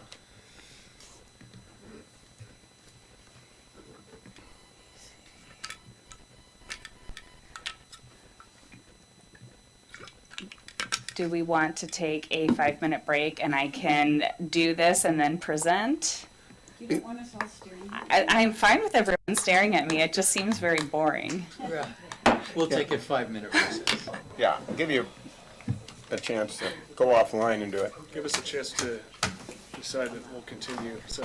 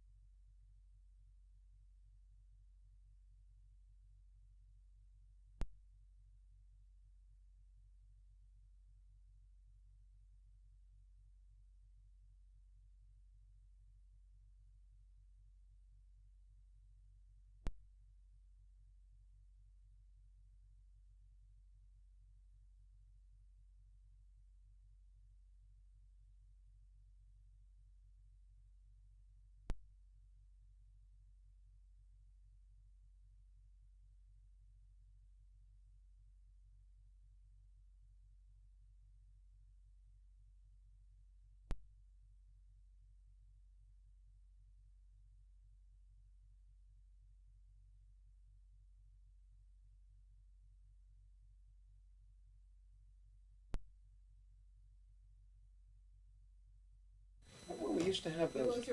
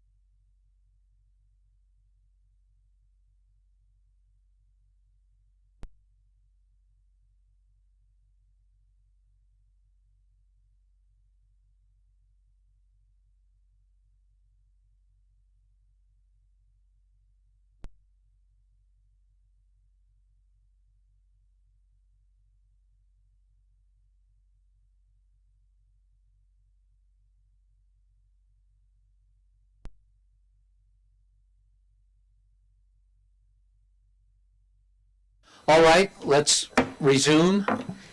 Shall we all read this and decide it meets our needs?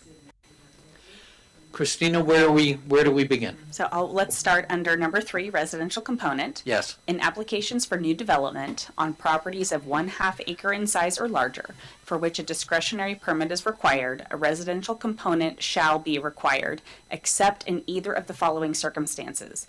A, the replacement of a commercial use within an existing tenant space with another commercial use. B, additions of up to 30%, I guess that we don't need that.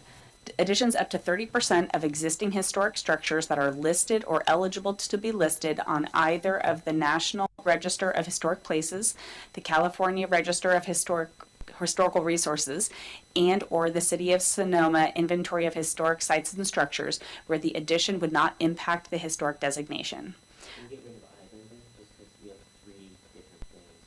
Where's the either? Except No, additions up to 30% to be listed on either the National Register. On delete. A residential component shall comprise at least 50% of the total proposed floor area. The residential component may be wholly or partially satisfied through payment of a residential component fee, subject to approval by the Planning Commission. The residential component fee shall be paid per square foot of required residential component and shall be established by resolution of the City Council and paid into the Housing Trust Fund. Circumstances in which the residential component may be wholly or partially wait, that doesn't make sense. That's right. Just delete in whole or. Yeah.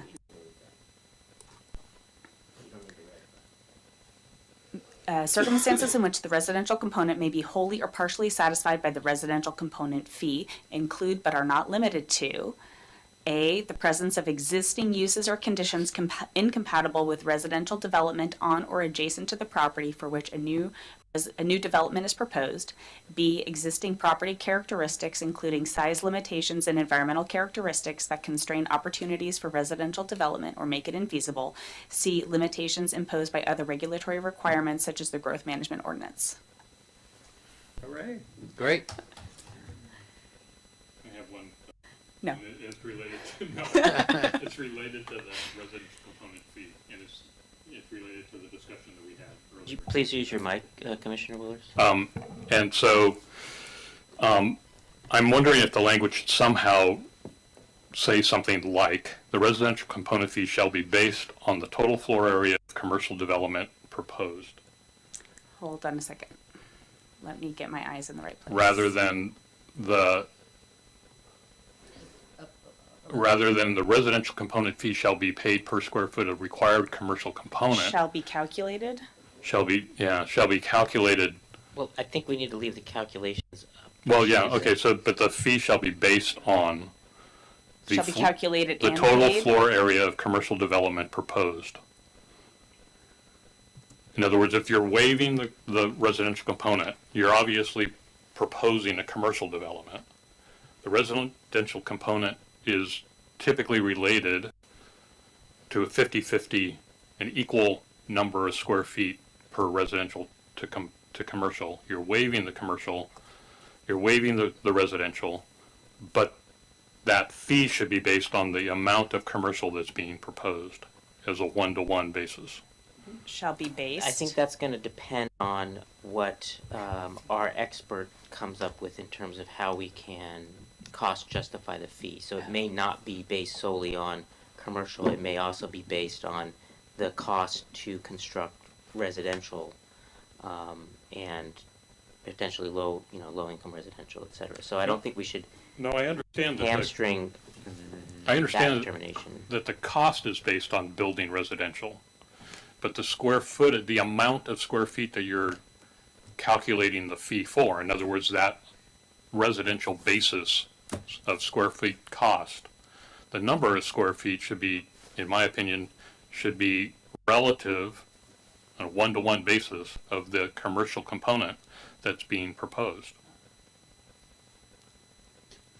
The more commercial you build, the more you're going to The more pay. fee you should pay. But shouldn't it just be in that first sentence, shouldn't it just say a residential component shall comprise at least 50% of the total proposed floor area of the commercial? Well, that's where you get in, if you waive the commercial component, you're allowing more, You if mean the waive the residential residential component, you're allowing more commercial development. Our ordinance at its fundamental, our ordinance says it's a 50-50 relationship. It's a one-to-one relationship. So do you have language proposed for that first sentence, sir? For the first, I would just caution that we don't have our experts' analysis of how we are going to, the different ways in which we may be able to cost justify the fee. And so I would just be wary of putting something in our ordinance that we then are unable to, that either limits how we can justify that fee, or hamstrings us into not being able to justify it in the way that we think is most defensible. And I would just add to that because we do have non-residential linkage fees, which go into the affordable housing fund. So commercial linkage fee, like for a hotel, for example, we already have a fee per square foot that we charge commercial. So it could then be considered as an addition to that commercial linkage fee because that will apply. So I Right, think we that's want to why. avoid charging somebody we twice can't for the same double. fee. We can't double charge. My understanding, anyway, legally that way. So that's where I just would be concerned about. So are Doing you all happy with the way it reads? I think we can always come back too if we need to tweak it a little bit.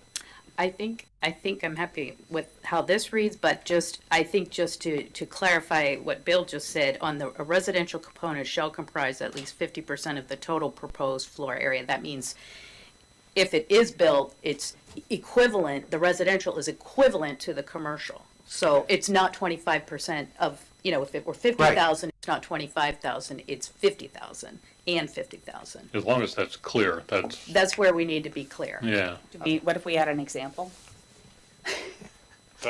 An example's fine, but that's an example. The example is if what's the example? I think I missed the language. So do we need to change the sentence? The residential component fee shall be paid per square foot of required residential component? No, I think that language, I think everyone's agreed that language should remain, right? Okay. Okay. I think what we just need to do is clarify the fact that if you're allowed, and here's another example, if a property is allowed to build 50,000 square feet total, 25 of that would be commercial, 25 would be residential. Suddenly, that residential component's waived. You have 50,000 square feet of commercial. Mm-hmm. The example has to say your You're on the hook for residential that. component is 50,000 square feet. It's a one-to-one. It's a one-to-one basis. I'm not sure that I agree with that. And here's why. What we're looking for is they were supposed to build 25,000 residential. So I think it'd be punitive if we expected more than 25,000 residential. They've been given in many cases, they've been given well, on the mixed use and the commercial zones, both of those FARs are relatively high in the city. They're the highest in the city. They were raised when they were raised to allow for the residential component. They weren't raised to allow for additional commercial development. In other words, if the FAR is 1 on a parcel that's 50,000 square feet, you would be limited to 25,000 square feet of construction. If the FAR is 2, you're now allowed 50,000 square feet, but the FAR of 2 was created to accommodate 50% of that total construction being residential. That's the only reason that the FARs were increased, was to allow for higher density on that parcel so that you could get residences on it. If you're not going to take advantage of that or not be constrained by that rule and produce the residential housing and then continue to exploit the FAR of 2 to make a commercial project twice the size, then why wouldn't you be required to create residential property of the same size? Because when you were required to do 25,000, if you were building 50, there was a 1-to-1 relationship between the commercial and the residential. Now all of a sudden you're going from 25,000 commercial to 50,000 commercial, but you still only have to do 25,000 residential? Why would anybody ever build? They won't. They will always ask for a fee. Because you can get, if under that formula, you build half as much housing as you need to. Follow me?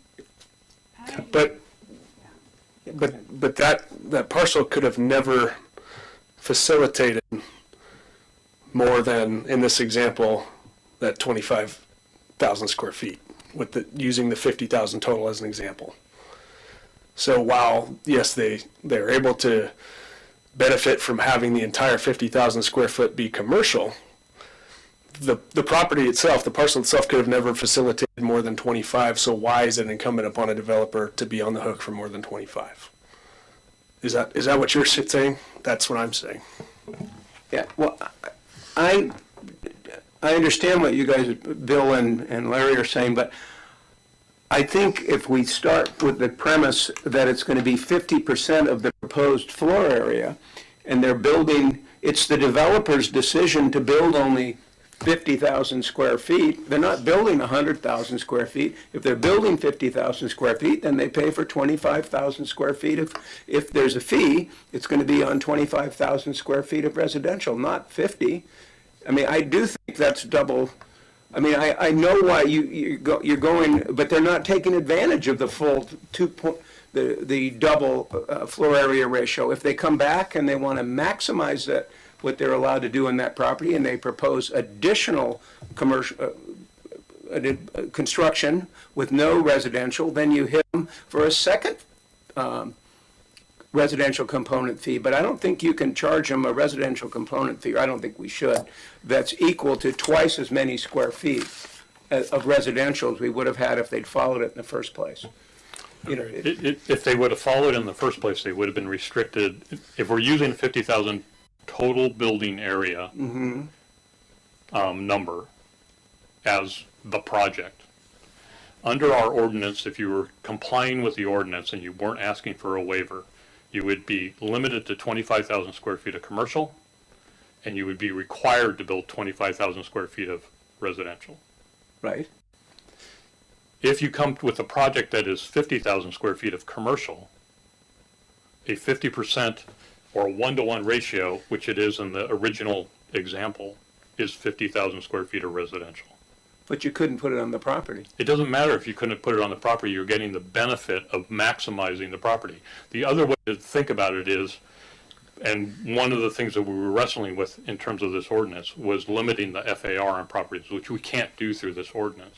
In other words, like the county is doing, is that they're allowing larger FARs on properties where they're requiring or advocating for housing to be developed. If you choose not to develop the housing, you're limited to half of that FAR. Right. See, that's So that's the quid pro quo, is that what you don't want to do is facilitate the situation where you get twice the amount of commercial development that was originally contemplated, but still only getting 50% of that for the housing. Why would you entitle a situation in which the commercial component can be doubled and the housing component stays the same? Well, it's not staying the same. It's 50% of the proposed commercial development. No, it isn't, not if the commercial development. It says, right, I mean, if we take this The language, commercial development is 25,000 and 25,000. It's not 50% of the commercial development, it's 50% of the Of the total total building development. area. Exactly. Of the total building area of a project. total floor area. Total Yes. floor So- area of a project. Okay. So if the project is 50,000 square feet, 50% has to be, 50% of that 50,000 has to be a residential component. Right. That would mean 50% of it's commercial. If it's In that scheme. 50,000. Well, whatever it is. Yeah. It's a 50-50 relationship Right. of the total building area, Right. not 50% of the commercial area. It is what the ordinance says. It's where the confusion happened and what has been processed through the process that, oh no, 50% only means 50% of what the commercial development is. And we solved that problem. We all agreed that 50% meant 50% commercial, half of the project total floor area, and half of the project total floor area, residential and commercial. That's what 50% meant, and that's what how the ordinance actually reads. Yeah, and I think we fixed that because we didn't have a definition for building area, but we have a definition for For floor floor area. area, Yeah. right. Okay. But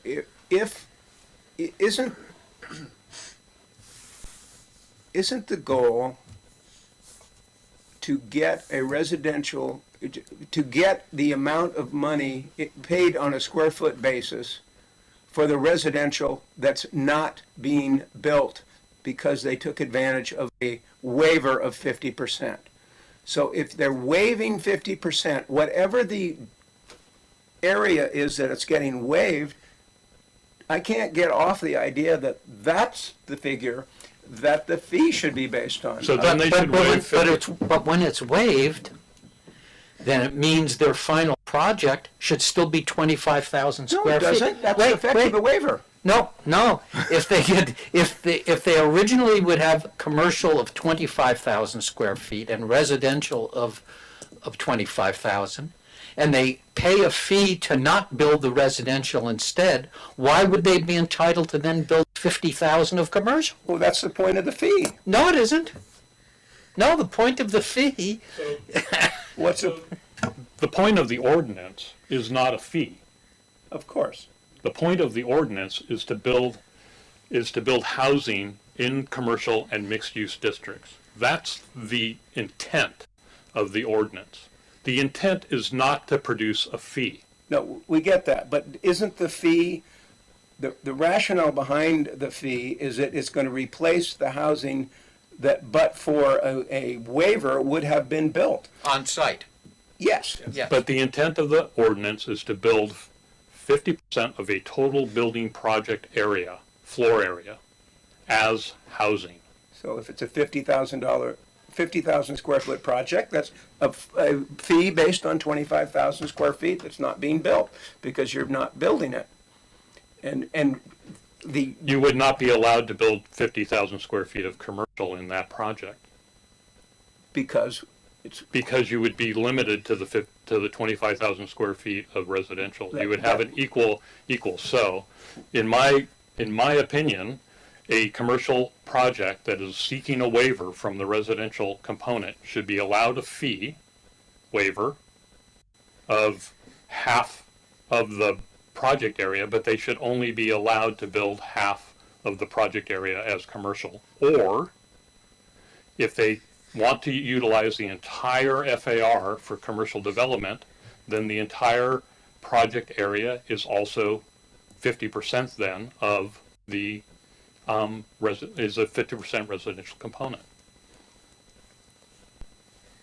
Yeah, this feels like doublespeak to me. If they're not, it's the amount of residential that is not getting built, which is the only way this makes sense to me. if it's a residential component fee that is to be established by this expert based on the square footage that's not being built, that would otherwise be required to be built of residential development. So I can't, I mean, the logical result of them paying the fee is, of course, that the commercial is going to be twice as big. That's the whole point from the developer side, is to not, if you have a 50,000 square foot of developable space and you're paying 25,000, you're paying for the 25,000 of residential you're not building, and now you build 50,000 of commercial. I can't understand why you now have to pay for $50,000 of residential. 50,000 square feet, I'm sorry, I keep misspeaking, but my point is, you can't double it just because they chose to pay the fee. Well, I guess I look at the intent of the city differently than you do. It's not the intent of the city, I'm just trying to craft an I think the intent of the ordinance. city is to build housing, and unless you incentivize the building or disincentivize the building of overbuilding commercial area, you're not going to get the housing. Because unless you require the housing to get built and structure an ordinance in a way that it will get built, you are not incentivizing housing. If you allow commercial development to double on parcels and pay essentially half of the original amount of floor area, you're incentivizing a waiver. And then every project that we get, which is a commercial development, will request a waiver. Well, we And will what be we in a should be position doing to is deny it structuring if an it doesn't ordinance. meet one of these So what we requirements. should do is be structuring an ordinance which makes it clear that waivers are hard to come by. Right. The way in which you've articulated this, waivers aren't going to be hard to come by because it's going to be worth the effort.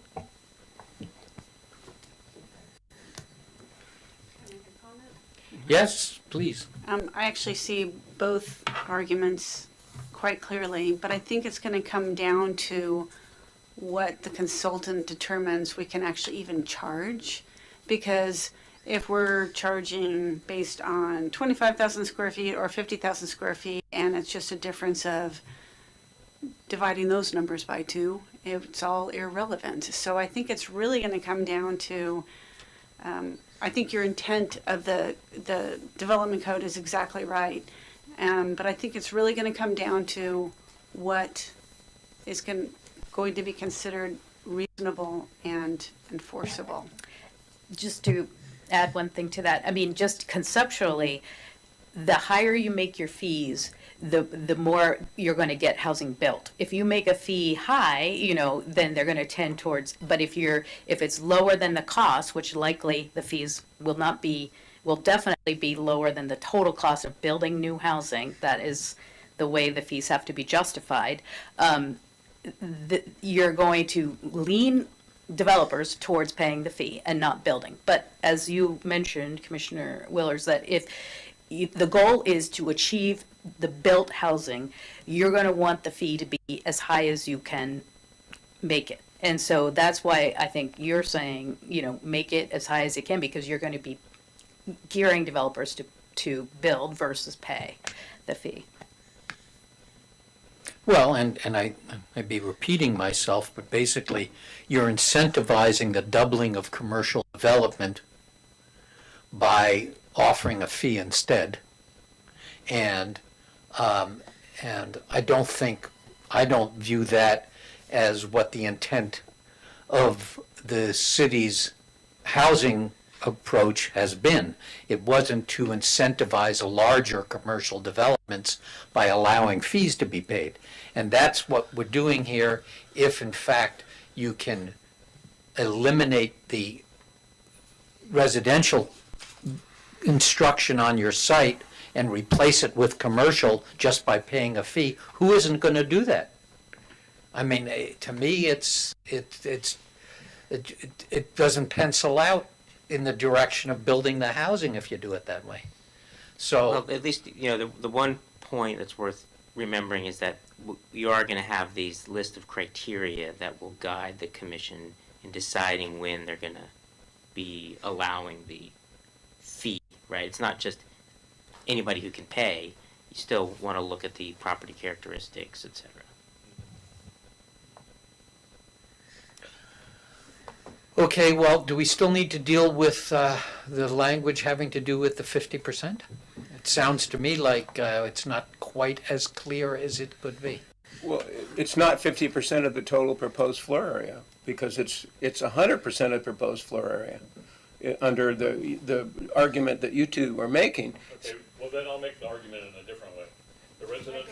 The residential component is 100% of the commercial component, which is 50% of the total building area. Because the commercial component and the residential component were intended to be equal. Then that first sentence, to reach that result, would have to be changed to say a residential component shall be equal to the proposed floor area of the commercial development. Well, that's what it says. The total project area, 50% of the total project area, if the project is comprised of a commercial component and a residential component, which is 100% of the total project floor area, 50% of that is 1-to-1. It's a 1-to-1 basis.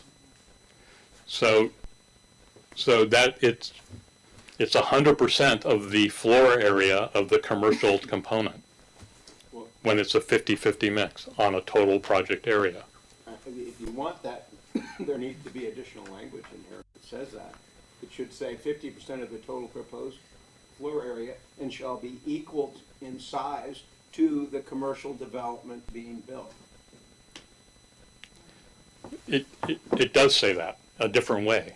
It says it's the total project area.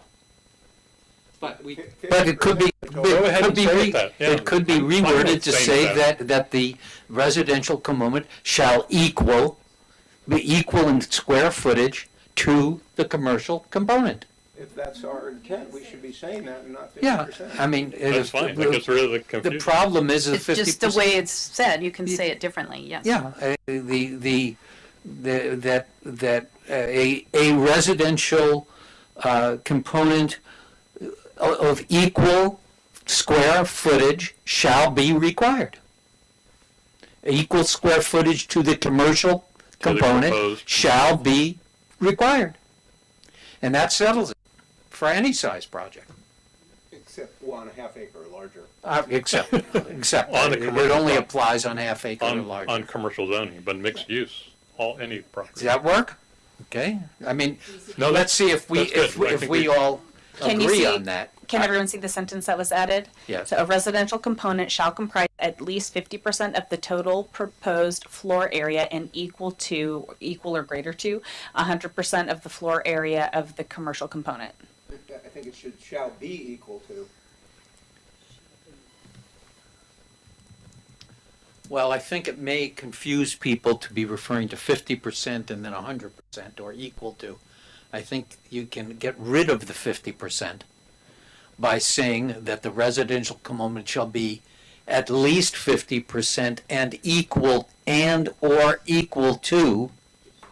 Well, if you just get rid of the 50%, and Christina's already done the greater than part. Yeah.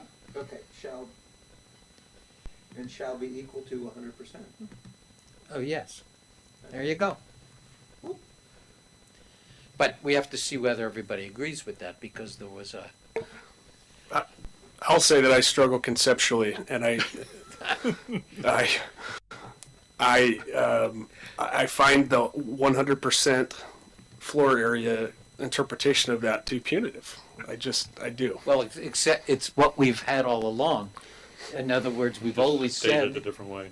We've always said that if you're going to propose a project of 50,000 square feet in total, half had to be residential. Right. Now, that's what we're saying, is that the residential component shall be equal to the commercial component in square footage. That's what we've always wanted. Right. I understand that, but to have the developer be on the hook for more residential area.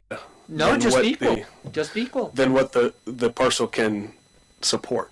Well, I don't know what the parcel can support, but we're basically saying you'll have to provide housing of equal proportion to the square footage of the commercial proportion, that's all. I think We're this is just following going it back, we through. went one direction where we were talking about the total build out. I think we've gone back now where we're pinning it to the size of the commercial.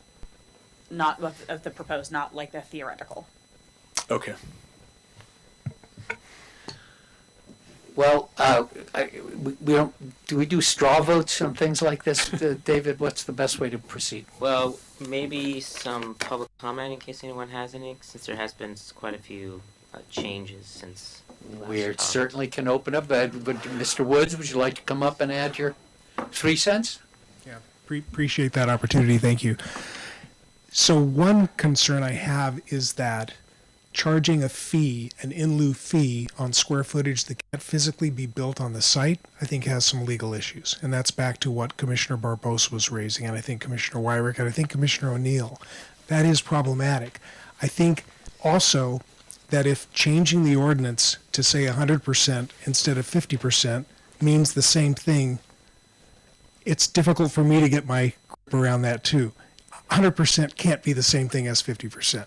So making that change in the ordinance can't be meaningless. That's got to mean something.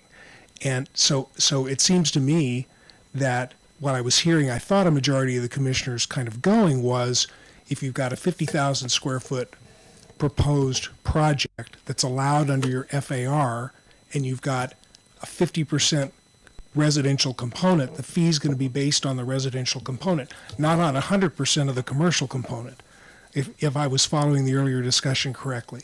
And I kind of echo what Commissioner O'Neill was saying, that, and I think the planning director was saying this as well, you've got a consultant who's looking at this.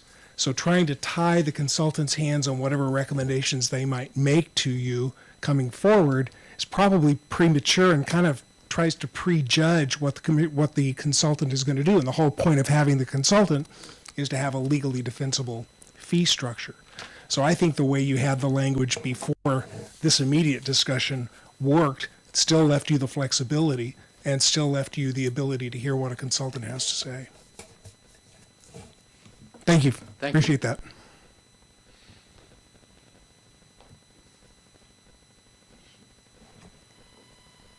Well, what? Any other members of the public? Okay, we're done. No hands raised on Zoom. Well, I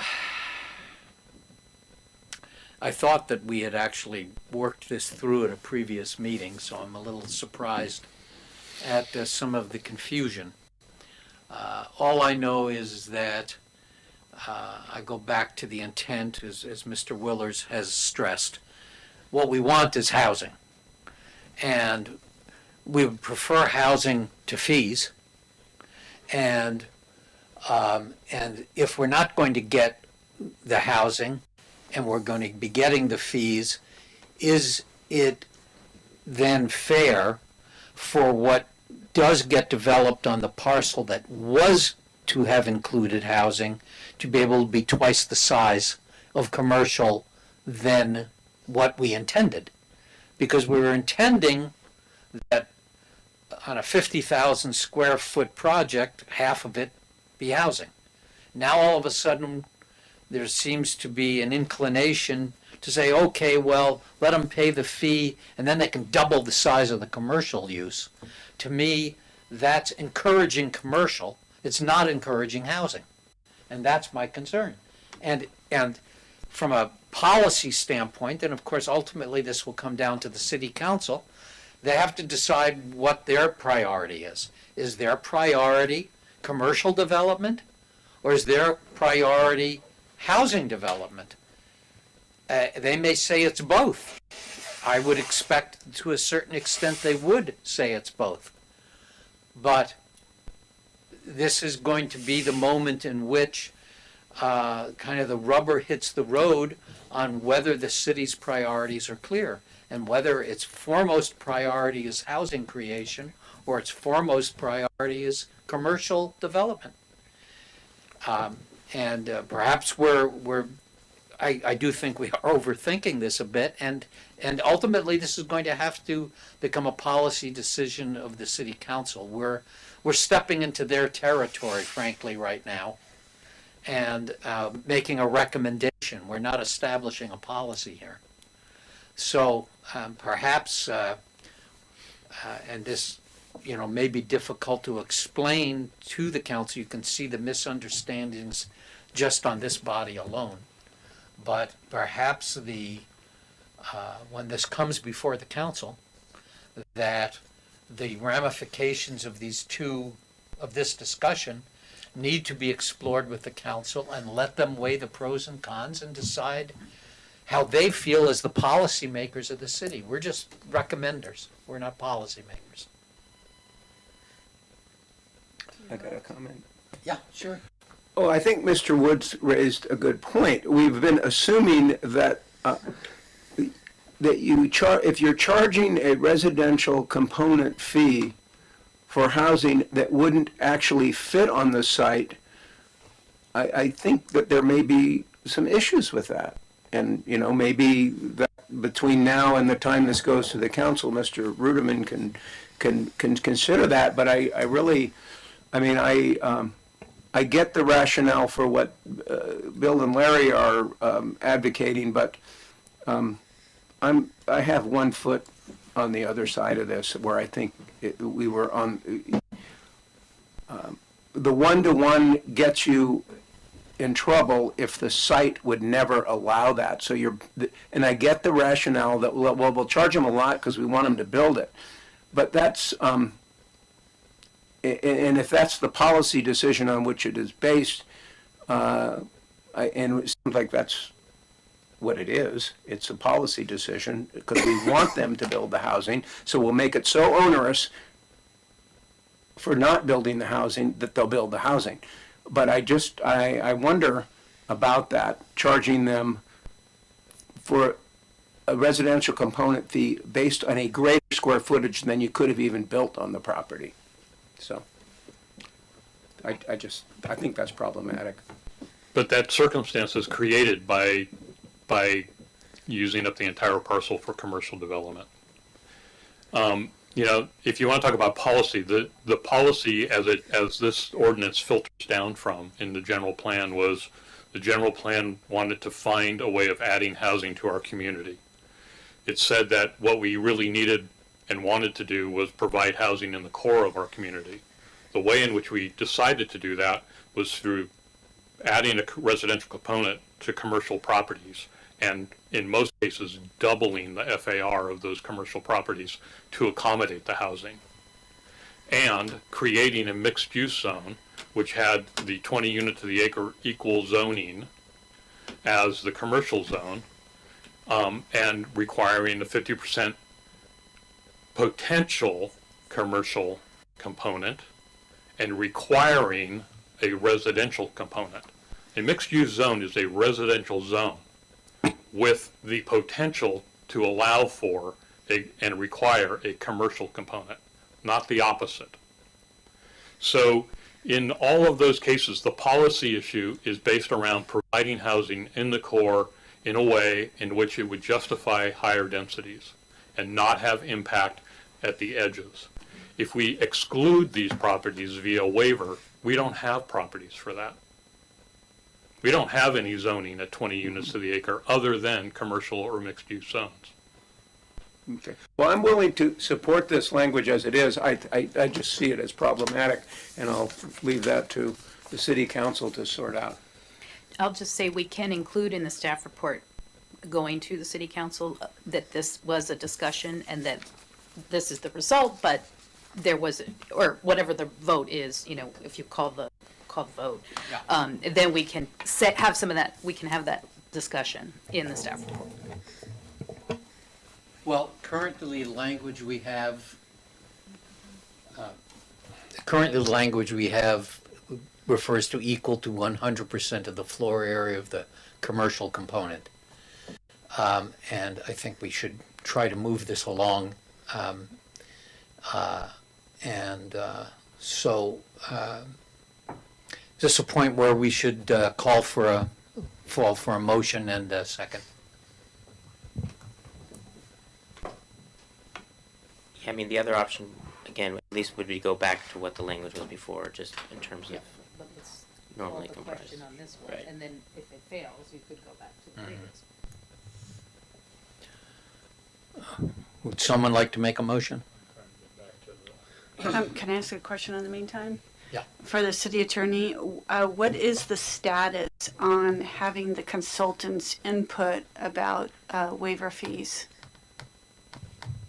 I believe the contract has been signed, so that was just today, so they're gonna It's- get started. Yes, we're having our initiation, or beginning meeting next week, so, yeah. When do we anticipate that we will have an actual draft from them? I'll know better next week, but I think it's going to be within a couple months. Okay, That thank you. it could come forward, yeah. And is that consultant asked to give a fee that would be the cost of actually building a residential structure in the city of Sonoma? The fee has to be calculated in a way that it can go into the Affordable Housing Trust Fund. And so you can't just charge the total development cost of a new market rate unit and just say that amount goes into the Housing Trust Fund. There is a calculation that must be done based on affordability. So I can't explain it. We'll let the experts explain it, but I'll just say that. So, and lastly, this is the last comment I'm going to make, and then I'll make the motion. But keep in mind that the Affordable Housing Trust Fund does not build housing other than capital A affordable housing. So when you waive this housing, which would probably be mixed income housing, you waive missing middle housing that everyone looks at, because missing middle housing isn't capital A affordable housing. Which is all you're building with the trust fund. Right. So that's the other circumstance of waiving the housing out of this ordinance. So I'll make a motion. I'll make a motion to recommend that the city council introduce an ordinance amending municipal code title 19, section 1910.20, B3 residential component, and section 1910.20 C2 residential component in the city of Sonoma Municipal Code to establish objective standards and clarify required percentages of residential development and commercial development proposals. Finding that the proposed amendments are exempt under CEQA pursuant to section 15061B3, general rule of the CEQA guidelines. Second. All right. Before we vote, I have a question. We didn't even get to the mixed use. Are we just saying that this is the same language you're going to carry down below? That's what we were, yeah. Okay, I think the motion should say that. Okay. And I'll accept that amendment. Okay. Commissioner O'Neill, Yes. Commissioner Willers, Yes. Commissioner Wyrick, No. Vice Chair Barbos, Yes. and Chair Barnett. Yes. Thank you. The motion passes 4-1. Okay. Who needs a break? My bladder is Well, calling, so A whiskey would Then that's what it needs. we'll take a 5-minute recess.